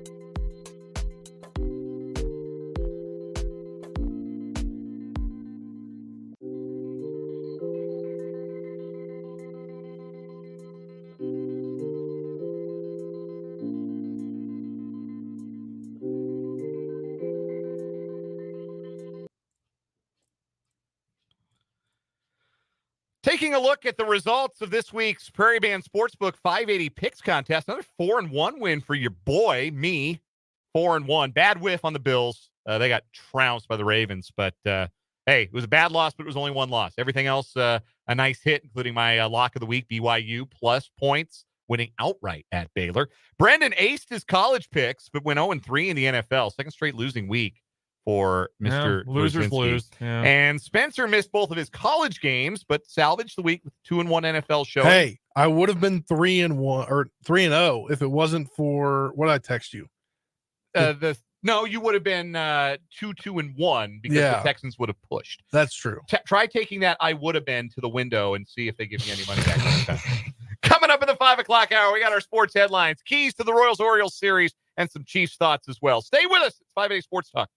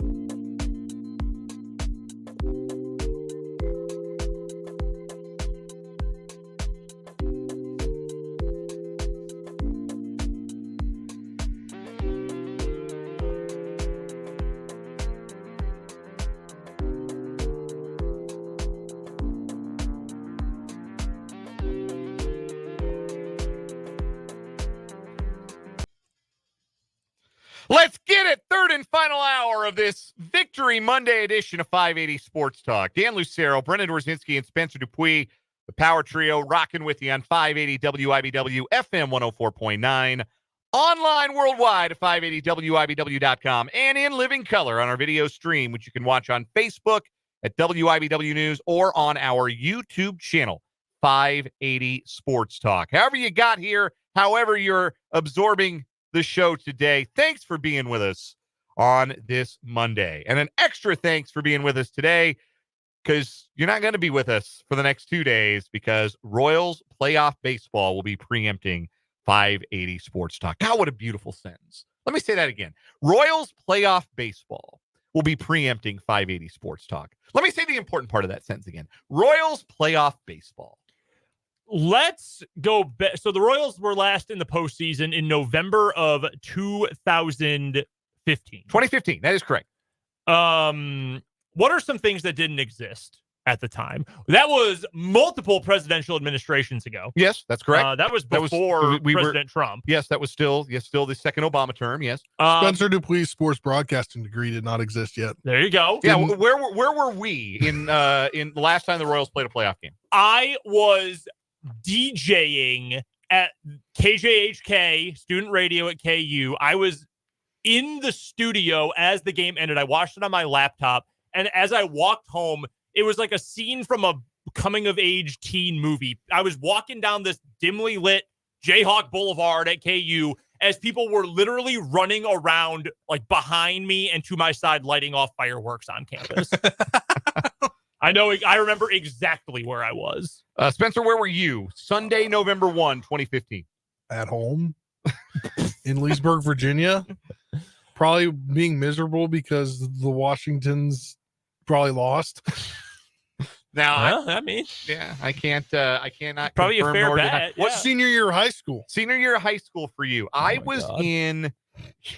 Yeah, right. The age disparity between all of us is always funny to think about. Listen, I'm just getting more and more used to it and just understanding. Like, yeah, I'm washed. It's okay. I was working a job in Sterling, Colorado at the time. I was a sports director out in Northeast Colorado, and probably had spent the entire day watching football and got over to Game 5 of the World Series. I remember the Royals tying in the ninth. I thought the Mets were going to win. Obviously, it was 2-0 in the ninth inning. Matt Harvey had been unbelievable. If Terry Collins sends out Urias Familia in the ninth, probably goes to a Game 6. He didn't. He let the Dark Knight of Gotham try and wrap it up, and that didn't go very well for the Mets. And Hosmer's dash, I remember clear as day. I remember the 5-run 12th. I remember the future Rocky battery, Wade Davis and Drew Butera connecting on that final out. Davis and Butera, the battery, because they'd pinch run for Salvi, who got the go-ahead hit in the 12th. So it's actually Butera who got the final out of the World Series. But that's where I was. I was in Northeast Colorado at the time. I was sad because the Nationals went 83-79 and missed the playoffs. And the Washingtons were on a bye week that week. Ah, well, there we go. Oh, might have been a good weekend for you then. Yeah. David Bowie was alive. I believe Prince was too. When did Prince pass away? Summer 16. Yeah, he would have. Yeah, or April of 16.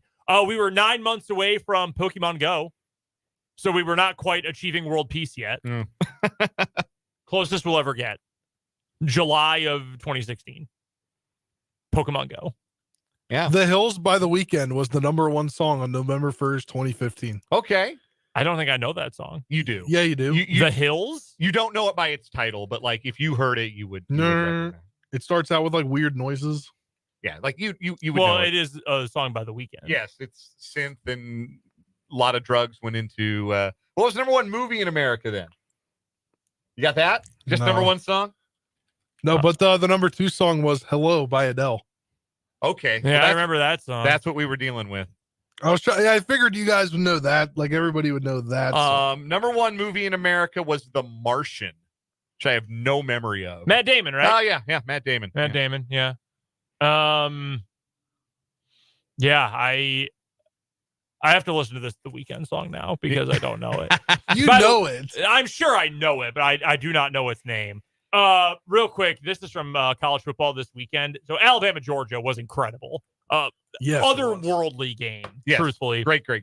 The guy who scored the game-winning touchdown. Ryan Williams. Ryan Williams, 17 years old. He won't turn 18 until this summer. They're making these kids in a lab at this point. There's so many good freshmen. Wide receivers are about to be the new running backs in the NFL. Why would we pay one when there's a 18-year-old mutant that we can just draft in 2 years and he'll be every bit as good as Justin Jefferson? He was born in 2007. It's one thing to say he is 17. It's another thing to say he was born in 2007. Yeah, that's true. That's hard for me to wrap my head around. Very much so. Someone who's actually younger than Trenton. I can't really comprehend that. Like a fully functional person. And he did those things that he was doing in a college football game against like grown men. Yes. Made him look really easy. Long way of saying it's been a long time since the Royals have been in the playoffs. And we're going to talk a little bit more about that this hour. We'll look ahead to the matchup against the Baltimore Orioles. We know it will be Cole Reagans and Corbin Burns in game one. That's a good old-fashioned ace-off in game one of the playoffs. Probably Zach Eflin for the Orioles. Definitely Seth Lugo for the Royals in game three. The Royals have Michael Wacha lined up to start a game three if necessary. Do the Royals have the leg up since they already know who they already have their clear-cut top three? I think the Orioles... Is it more of a question? It's more of like what Brandon Hyde is willing to say publicly and what Matt Quatraro is willing to say publicly, because it's going to be Eflin for game two, and it's probably going to be Dean Kramer for game three if they get there. Kramer. I think for the Royals, it's just so obvious. Like, yeah, yes, you've got your ace, you've got your other ace, and you've got the guy with playoff experience. Yeah, literally. Yeah. Now that you put it that way, I think it's more so just like, yeah. What else? We can throw Lorenzen game two? Like, no, I don't think so. Yeah, you go ahead and play your cards. Like, just go ahead and lay your cards on the table if you're Matt Quatraro at that point. So we'll get to more of that. We'll also talk a little more Chiefs this hour. But first, let's get to our 580 Sports Talk headlines, as we always do at the top of the 5 o'clock hour. Got some college football news and notes to get started with, and we'll start with the latest college football rankings. We have a new number one in the AP Top 25. Alabama jumps 3 spots to the top spot, 40 of the first place votes after their impressive win over Georgia on Saturday night. Texas drops to number 2. Ohio State stays put at number 3. Tennessee and Georgia round out the top 5, with Georgia down 3 spots. Oregon, Penn State, Miami, Mizzou, and Michigan rounding out the top 10. 11 through 15, USC, Ole Miss, LSU, Notre Dame, Clemson. Then from 16 to 20, we meet the Big 12. Iowa State, the highest ranked Big 12 team of the week. They are in at number 16. BYU up 5 more spots to number 17. They're 5-0. Utah drops 8 spots after their, frankly, inexplicable loss to Arizona. They are now number 18. Oklahoma 19. Kansas State up 3 spots from last week in the AP poll. They are number 20. 21 through 25. Boise State, Louisville, Indiana into the polls. Illinois, and then a tie for 25th between Texas A&M and UNLV. K-State is also 20th in the coaches poll, up 5 spots from last week. Iowa State at number 16 is the highest rated Big 12 team in that poll. Texas remains number 1 in the coaches poll, with Alabama, Ohio State, Tennessee, and Georgia 2 through 5. In other college football notes that are specific to Kansas State, I mentioned it earlier, the kickoff time has been made official for the trip to Boulder to take on the 4-1 Colorado Buffaloes next Saturday. K-State on a bye this week. And I hope you got practice staying up late with that BYU game, because you're going to have to do it again. It'll be Big 12 after dark for the Wildcats as they take on the Buffaloes at 9:15 p.m. Central Time. That game will be broadcast nationally on ESPN. Just take a nap during also, the day. One other quick note about K-State. Avery Johnson named Big 12 Offensive Player of the Week. Yeah. Thank you for beating me to the punch. I was not finished, and you finished it for me. Sorry, it wasn't on the...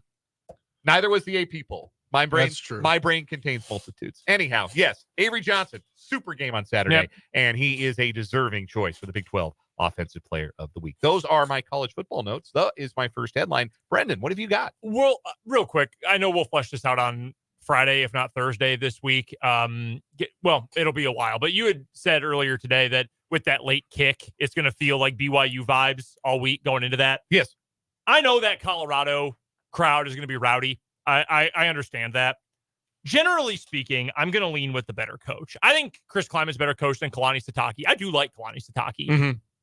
K-State just got in that game. Like it, yeah. They turned it over 3 times and gave up a nonsense punt return in a 6-minute stretch. You play that matchup 10 times, K-State wins no fewer than 7, probably 8. I would agree. Just man for man, yes. I would agree. Man for man, coach for coach, all that. And BYU's good. Like I'm not. That's not a knock on BYU. Way better than I expected. Yes, way better, and that's a credit to Sitake and that team. You give me another scenario, similar-ish environment, late night, cult of personality coach on the other sideline. I'm taking the team with the better coach, man. I think Chris Kleiman is going to have that team ready. Maybe this is easy for me to say because I have even less emotional attachment than you. You've covered the team for so long. I think K-State might paste them, honestly. Like I went into you're giving me Chris Kleiman in a big moment against Dion. Well, I'm taking Kleiman's team. That's an advantage. The other thing, and the thing that I thought as soon as I saw the matchup on paper is like Kansas State's going to play the kind of football that Colorado can't play. And then Colorado did what they did to UCF. And it gives me a little bit of pause because that was the most like a real football team Colorado has looked under Deion Sanders. They ran the ball and they limited the run and they created big plays on defense. They're going to have the best player in the game in Travis Hunter, who is not only making like big plays week after week, he's making like game-changing plays. It's one thing if he's going out, he had 8 catches for 70 yards and he played really well on defense. No, he's got like 8 for 100 and a touchdown and a pick in plus territory every week. He is flipping games by himself. I think he has to keep doing that for Colorado to beat anybody good, but I do have a little bit of pause because Colorado played that well against UCF. I think Kansas State's front is a different ball of wax than the UCF front, though. I agree. I think K-State's got more beef. I think they've got a little more heft in the pants. I also think quarterback matchup, you probably favor K-State over UCF.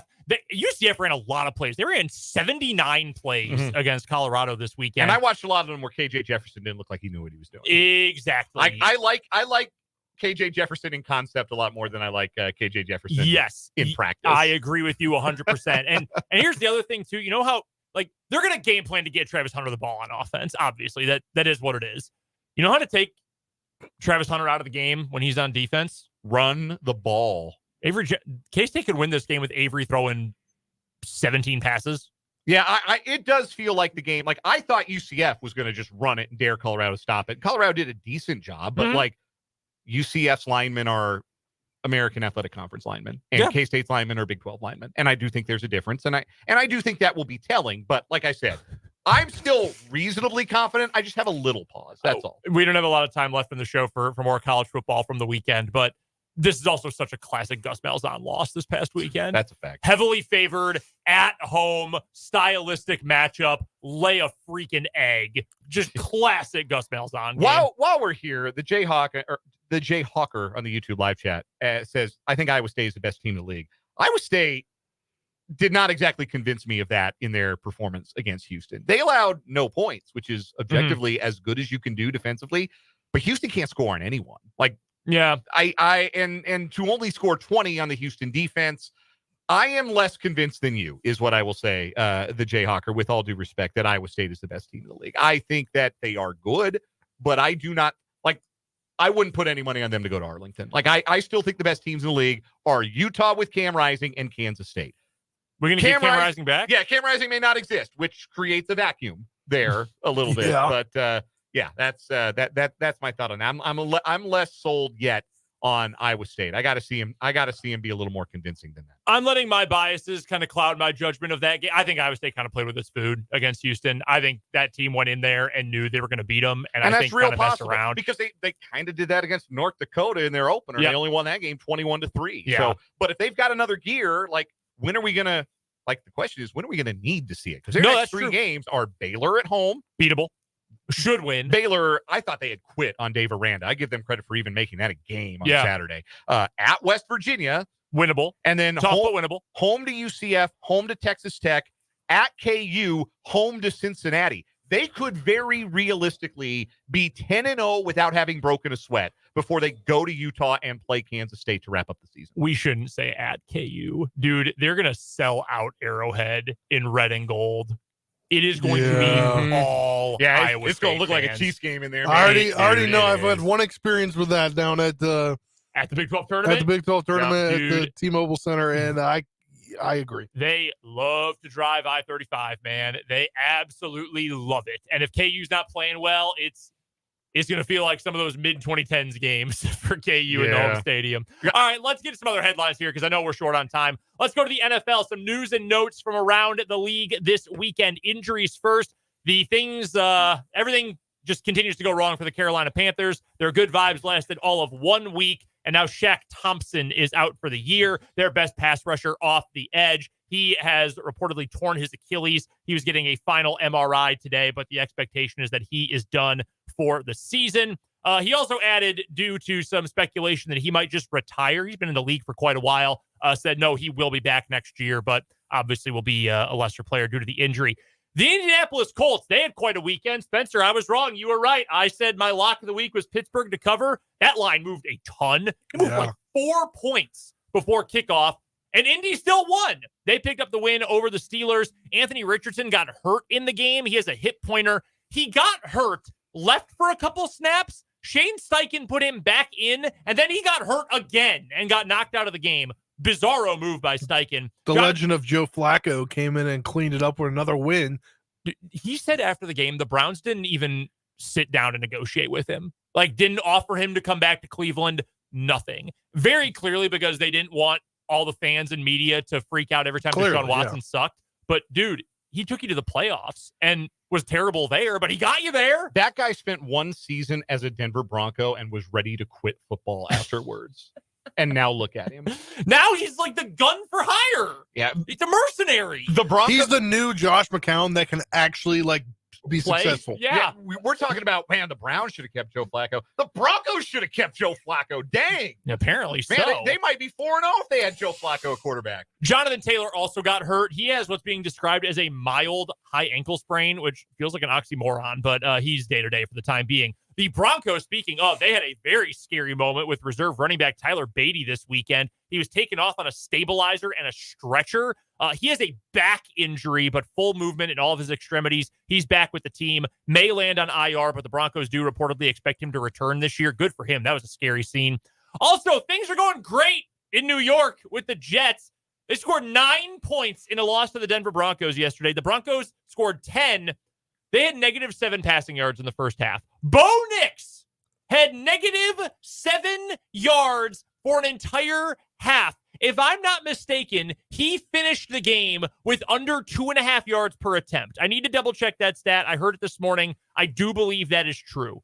And the Jets lost to that with Aaron Rodgers at quarterback. Somehow they ended up finding a way to lose what you described, Dan, as one of the worst games you've ever seen. Yeah, 12 of 25, 60 yards, 2.4 yards per attempt for Bo Nix yesterday. Here's the funniest part of that stat. He was 12 of 25 for 60 yards. Cortland Sutton had 3 catches for 60 yards. That means, and he was targeted 9 times. Yeesh. So that means that Bo Nix on his other 16 passes was 9 for 16 for 0 yards. Unbelievable. Truly, truly unbelievable. If you loved the Tim Tebow era in Denver, all I'm saying is that looked real familiar to any of us who lived through 2011. Look, I would like Bo Nix a lot more if he threw jump passes. I'm going to tell you that right now. But after the game, Jets coach Robert Saleh gave this quote about why the offense isn't playing well. Quote, "We've got to figure it out, whether or not we're good enough. We're ready to handle all the cadence. Cadence has not been an issue all camp. Felt like our operation had been operating pretty good. Obviously took a major step back. First of all, use the adverb, Robert. It's pretty well. Secondly, Aaron Rodgers refuted that immediately, rolled his eyes to the point I thought they were going to pop out of his skull, and then said maybe we should just be holding people accountable instead. Yikes. And then today, Robert Saleh walked the whole thing back. He has no power. Yeah. No, it's... Yeah, Aaron Rodgers runs the entire New York Jets organization. He has more power than the owner. Aaron Rodgers got sacked 5 times in that game. And got hurt. The sloppy game, too. I mean, it was raining in the left guard New for the Jersey. Jets. If you told me he was shaving points, I would believe it. That John Simpson was one of the worst players I watched play football this last week. He couldn't block a soul. They gave him a big fat contract after he had done Like, nothing. Like, he spent 1 year with the Ravens being okay, and the Jets said, yep, that's what we need. We need that guy. Spencer, you got a headline for us? Yeah, here we'll go to the insider land. As according to Front Office Sports, Adam Schefter could succeed Adrian Wojnarowski at ESPN and cover both the NFL and NBA as a super insider. These dudes hate their families. Hate them. You've got to have so much spite toward your loved ones to even consider this. It's already a miserable job. And to be like, yes, I love football and basketball. I'm going to dedicate every waking moment of my life to them. Nah, dude, I love football, man, but you know what else I like? Dinner with my wife. Like, come on, man. Ridiculous. All right, before we go to a break, let's dust it off, shall we? It's time for the 580 Sports Talk Playoff Roundup. It's a bit of a premature playoff roundup because there's no playoffs to round up, but we got to round up the matchups for the Major League Baseball playoffs in case you have missed them. They're not settled yet. They're still determining who will be the final team in the National League playoffs. In case you missed it, earlier today, an absolutely bonkers game one of the doubleheader between the Mets and the Braves in Atlanta saw the Mets blow a 6-3 lead in the bottom of the eighth and then take it right back on a 2-run home run by Francisco Lindor in the top of the ninth to earn an 8-7 victory over the Braves. That punches the Mets ticket. They're in the second game of the doubleheader. They're in the sixth inning. The Braves with a 1-0 lead. They're in the bottom of the sixth. If the Braves win, they're in. If they lose, Arizona is in. And we still don't know who's playing who in the National League either. So there's that. We do know, however, that Milwaukee and San Diego are the home teams for the National League playoffs, the wild card series. Milwaukee will play game one of their series tomorrow at 3:30 p.m. Freddie Peralta gets the ball for game one. San Diego will start their series 6:30 p.m. Central Time against whoever it is that they play. In the American League, you know it's Kansas City and Baltimore with a 3:00 first pitch. I apologize. I had the times wrong. 4:30 Central for Milwaukee, 7:30 Central for San Diego. 3:00 first pitch for Baltimore and Kansas City tomorrow. Cole Reagans and Corbin Burns, your starting pitching matchup. Detroit and Houston, the other wild card series. The Tigers lost to the White Sox yesterday, which kept the White Sox from being the worst team by winning percentage in the history of Major League Baseball.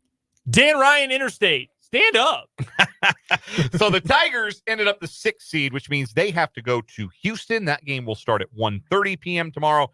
Blockbuster starting pitching matchup in that one as well. Tarek Skubal and Framber Valdez will be your starters.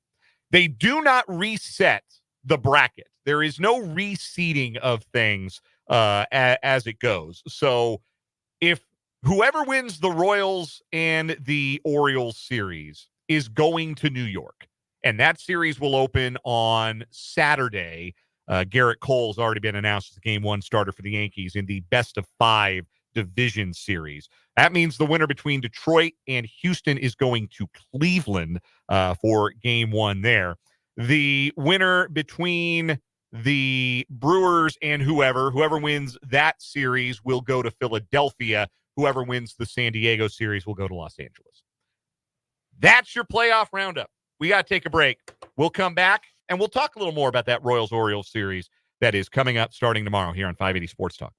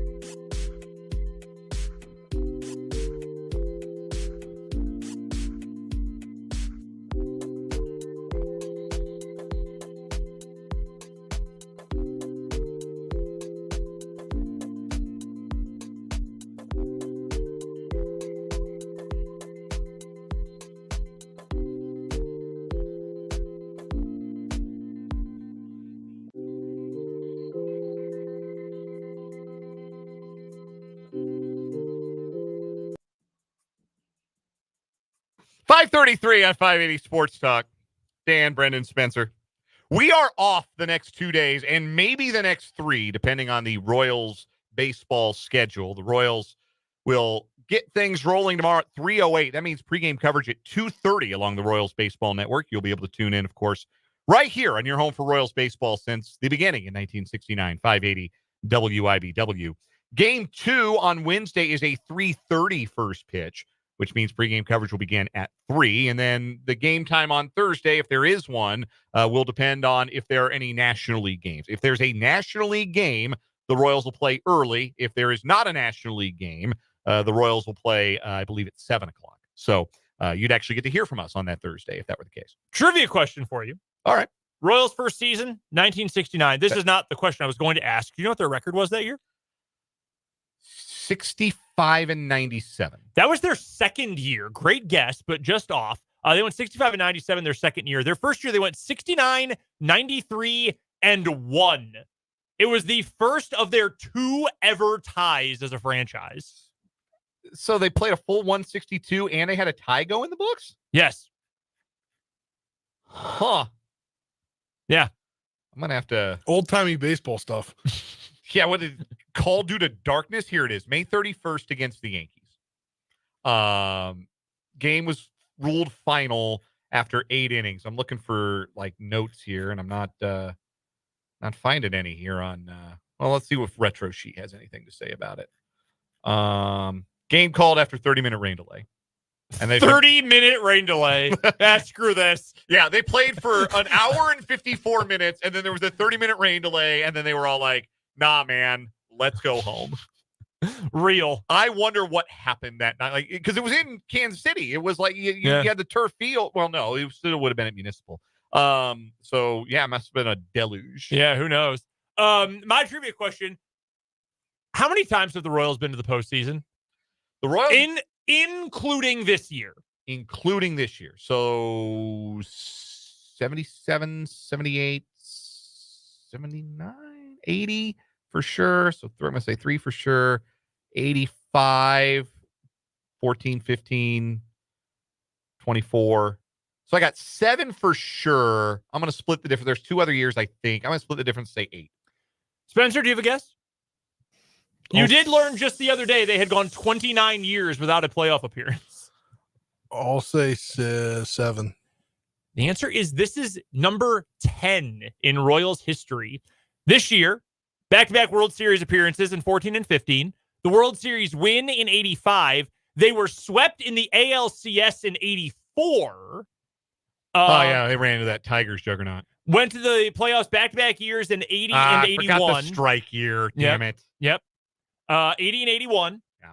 Then they went to the playoffs in 1981 with a losing record. They were 50 and 53 in 103 games that year. Are you familiar with how they did the playoffs that year? I am actually not. So there was a strike in the middle. Yes. So basically they said yes. First half winners, second half winners. Yes. So that's how the Cincinnati Reds had the best record in baseball that year, and they did not make the playoffs. Yes, I do remember that, actually. Yeah. I do remember learning that. Yeah. And then they also made it in 76, 77, 78. Made it to the championship series. I was a year too late. It was 76 through 78 under Whitey, and not 79. They were first in the league first in the division all 3 years. Yeah, that was back when real hoops, when you had to win your division to make the playoffs. Real ball. I came to like the wild card game, the single game. I didn't think I would at first. I did. I did enjoy it. It wasn't real baseball because real baseball is series and length and a marathon. Yes. But there was something about our ace versus your ace, your best lineup versus our best lineup. We're breaking the pool cue. We're throwing it in the middle of the field. Fight it to the death. That actually was, and the games were good. Like there were a lot of good wild card memorable moments. Yep. in some of those wild card games. Yep. The Cueto chant in Pittsburgh, and Arrieta throwing a gem. What was that? 15? That was 15. Yeah, that's probably in my list of my 3 favorite baseball games of all time. Yeah, it was. I came to like it, but I mean, I grew up with 4. I grew up with your 3 division winners and a wild card. Yeah. I would go back to that in a heartbeat. I would too. I at least like that we do the wild card series and that it is advantageous for the 3 and the 4 seed because they get to play them all at home. Yeah.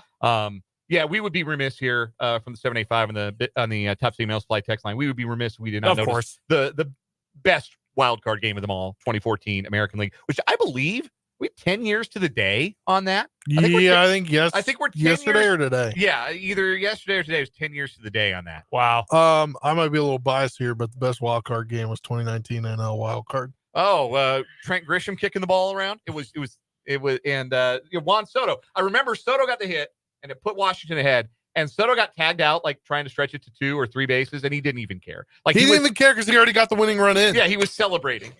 They still had to get 3 outs. Like the out was kind of important, but he didn't care at all. That's pretty funny. We're 10 years to the day from the 2014 wild card game. How about that? You know who got the decisions in those games? You don't. I don't.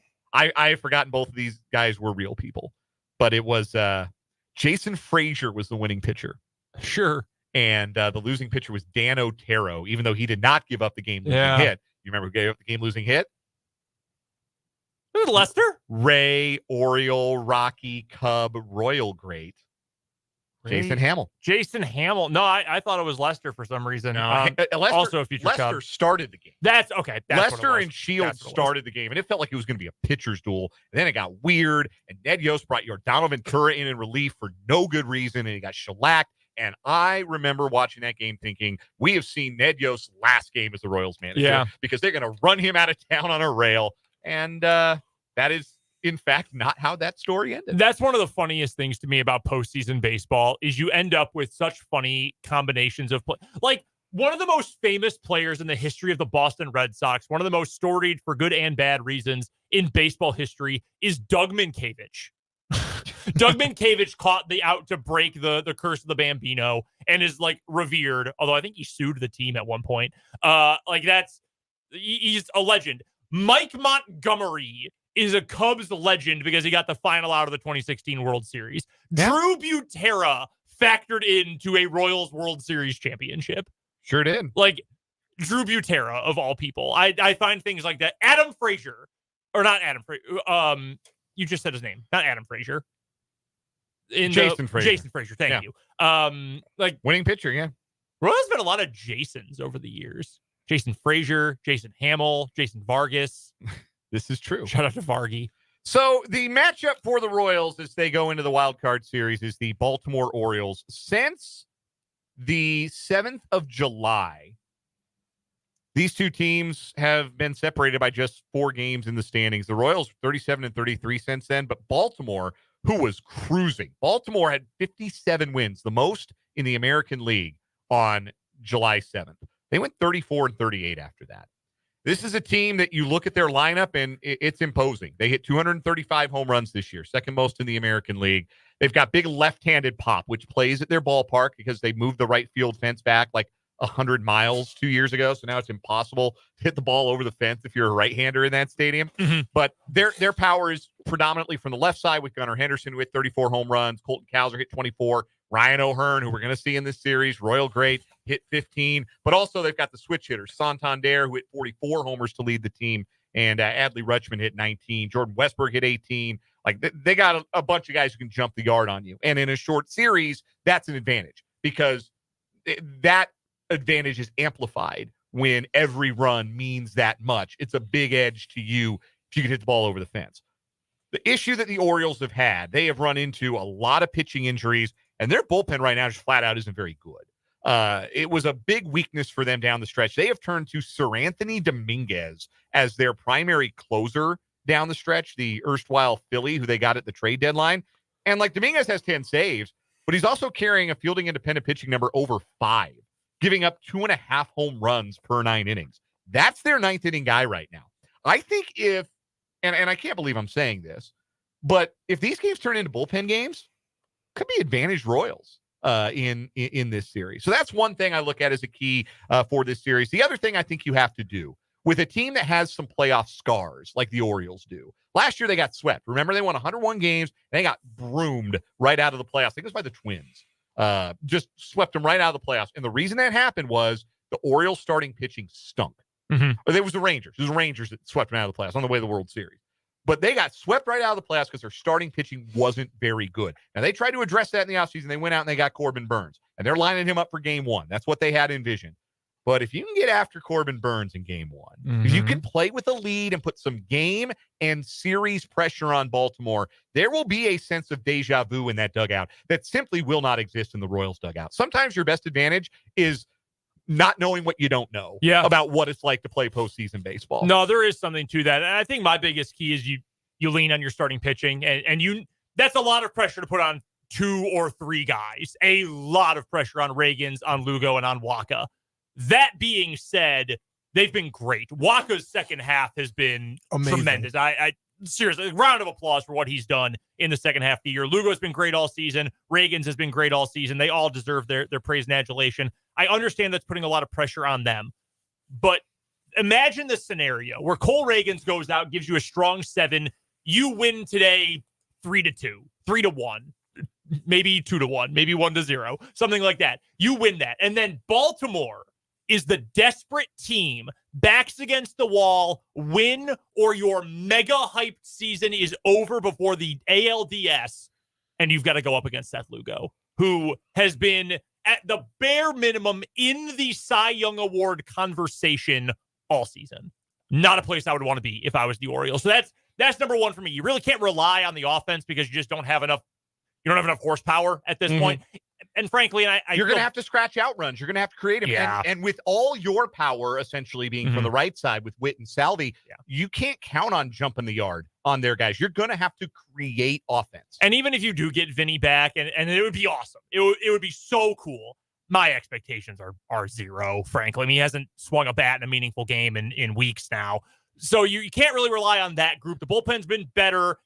If you can get 7 innings out of Reagans, then you go to what? Long and Urseg, Bubic and Urseg. I mean, you play the matchups and then get to Lucas Urseg as soon as you can. I mean, I'm feeling great. I'm feeling fantastic. Or shoot, if you can mix and match and get 2 good matchups in those first 2 games, I'd feel great. So if those guys are great at the beginning, really like the Royals' chance in this series. We got to take a break. We'll come back and we'll talk a little bit more Chiefs to wrap up the show. They're 4-0, by the way, but they've got a problem at wide receiver. How are they going to solve it? We'll talk about it next on 580 Sports Talk.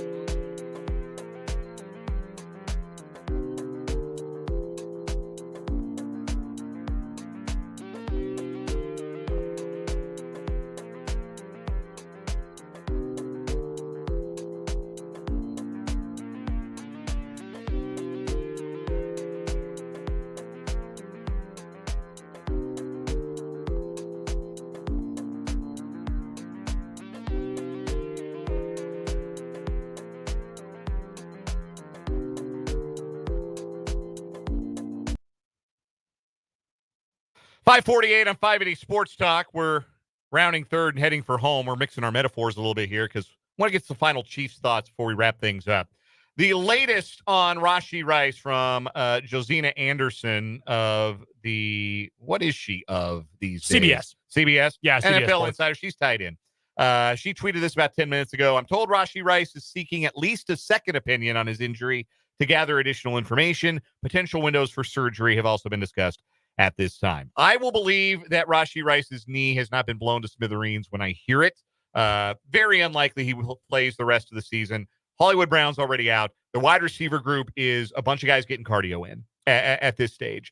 What can they realistically do, Brendan, to try and address this before the NFL trade deadline? So we've already all seen the names. If you're on social media, you've seen the Chiefs need to get Devontae, get him out of Vegas. All right, one, when are people going to listen to him himself say, I do not want to leave the Raiders? At some point, people are going to listen. It's clearly not now. The other hang up with that, the Raiders are not going to trade Devontae Adams in the division to the Kansas City Chiefs. No, that'd be insanity. Also, the Chiefs do not have the space to afford him and his major salary. So that's not going to happen. I've seen T. Higgins' name floated out. Do you really think the Bengals, who even at 1-3 still believe they're playoff contenders, are going to trade T. Higgins to the Chiefs? Come on, give me a break. And again, the Chiefs do not have the room to afford that, although he's only on a 1-year deal. You could maybe figure out a way to make it work. It's moot. It's not going to matter. The only true established guy right now who I've seen come up who could maybe sort of kind of, if you squint, you see it makes sense, would be Amari Cooper. Down start to the year for him. The Browns are just putrid. Cooper's base salary is only $1.2 million prorated the rest of the year. Yeah, and they changed this. He redid his contract this offseason, I think. Right. So that would be manageable. You could fit that in your remaining cap space. I doubt it, but maybe. I think if you are looking at who are the receivers the Chiefs could possibly try to target in a trade at the deadline, I would not look for the rental guys. I don't think that makes sense. I think more, go back to the Kadarius Toney trade. Worked out because you won a Super Bowl and he made a big play. Didn't work out long-term because he's just not a very good football player. But the process of it, we know we need long-term wide receiver help. He is a former first-round pick, so a really talented, good athlete, and we want to have him for multiple years. So if I was looking, and I don't have a name for you right now, but I think that's something as the deadline approaches in the next couple of weeks, we'll come up with some names. Look for a guy who's got multiple years under contract still with their current team. Because if you think about it, obviously you need help this year with no Brown and no Rice, likely both for at least the regular season, if not longer in Hollywood's case, certainly for Rice.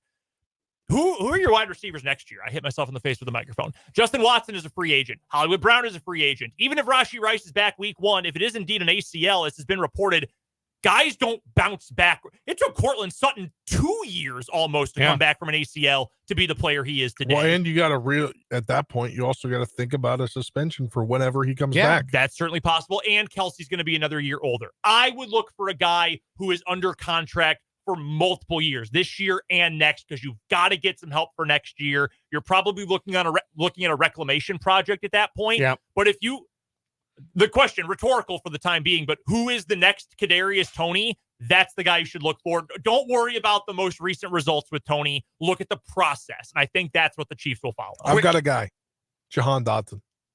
The problem with him is he sucks. Yeah. Reclamation project. That's true. Former first-round pick. See, that is one way to do it. I see what you're saying. I totally see your point. My thought, though, is if you're trying to win a Super Bowl this year, damn the torpedoes, go make history, go get DeAndre Hopkins and say, yeah, we're not worried about you learning the offense. Just go get it. If you can find a way to get Cooper or Hopkins, I would do it. Do it. Yeah. I absolutely would. I think I would, too. If you're not worried about the future and you're just worried about making history right here and now, and I would not be surprised if that's the Chiefs' mindset, how they look at this, trying to repair I hope it is. I really hope it is. Let's take one more break. We'll come back with a final word after this on 580 Sports Talk.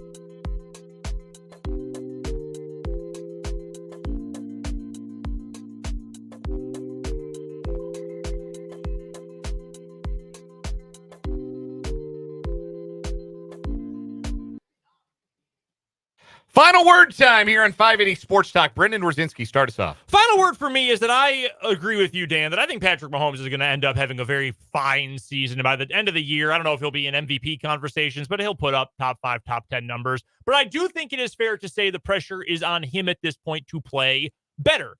He does not have to do everything. And yes, there are a bunch of important guys around him who are injured. But if you're going to get lauded as being maybe the best to ever play the sport at your position, you've also got to shoulder a bigger load in some certain situations. That's all I'm saying. I think he'll be fine. Hasn't been great so far, but I do give him the benefit of the doubt that he'll still put up some great numbers this Spencer year. Dupuis, final word. Yes. So we talked last year, or I guess the end of this year, the beginning of 2024, the postseason for the NFL, about how good that Chiefs defense was. They've been pretty good this year to start the season, except for on first drives. Through 4 weeks, they've allowed 3 touchdowns on the first drives of games. They've allowed 4 touchdowns the rest of games. So just clean it up on the first drive of the game, and they'll be elite by the end of the year. Final word for me is that there is Royals playoff baseball tomorrow. And for all of the faults with the wild card system, I don't think I'll ever be a fan of more playoff teams, but even with more playoff teams, this is still the hardest postseason to make in sports. So celebrate the fact that the Royals did it, that they went from 106 losses to this, that they committed to winning, knowing they had a superstar and an ace and could build something around it, and they went out and actually did it. And now let's have fun watching them play high-stakes baseball, because there's nothing better. And this Royals team with nothing to lose, I think, has a chance to surprise some people. Royals baseball tomorrow, Wednesday. We're off until maybe Thursday. I don't know when you'll hear us again, but enjoy the baseball. For Brendan and Spencer, I'm Dan. See ya.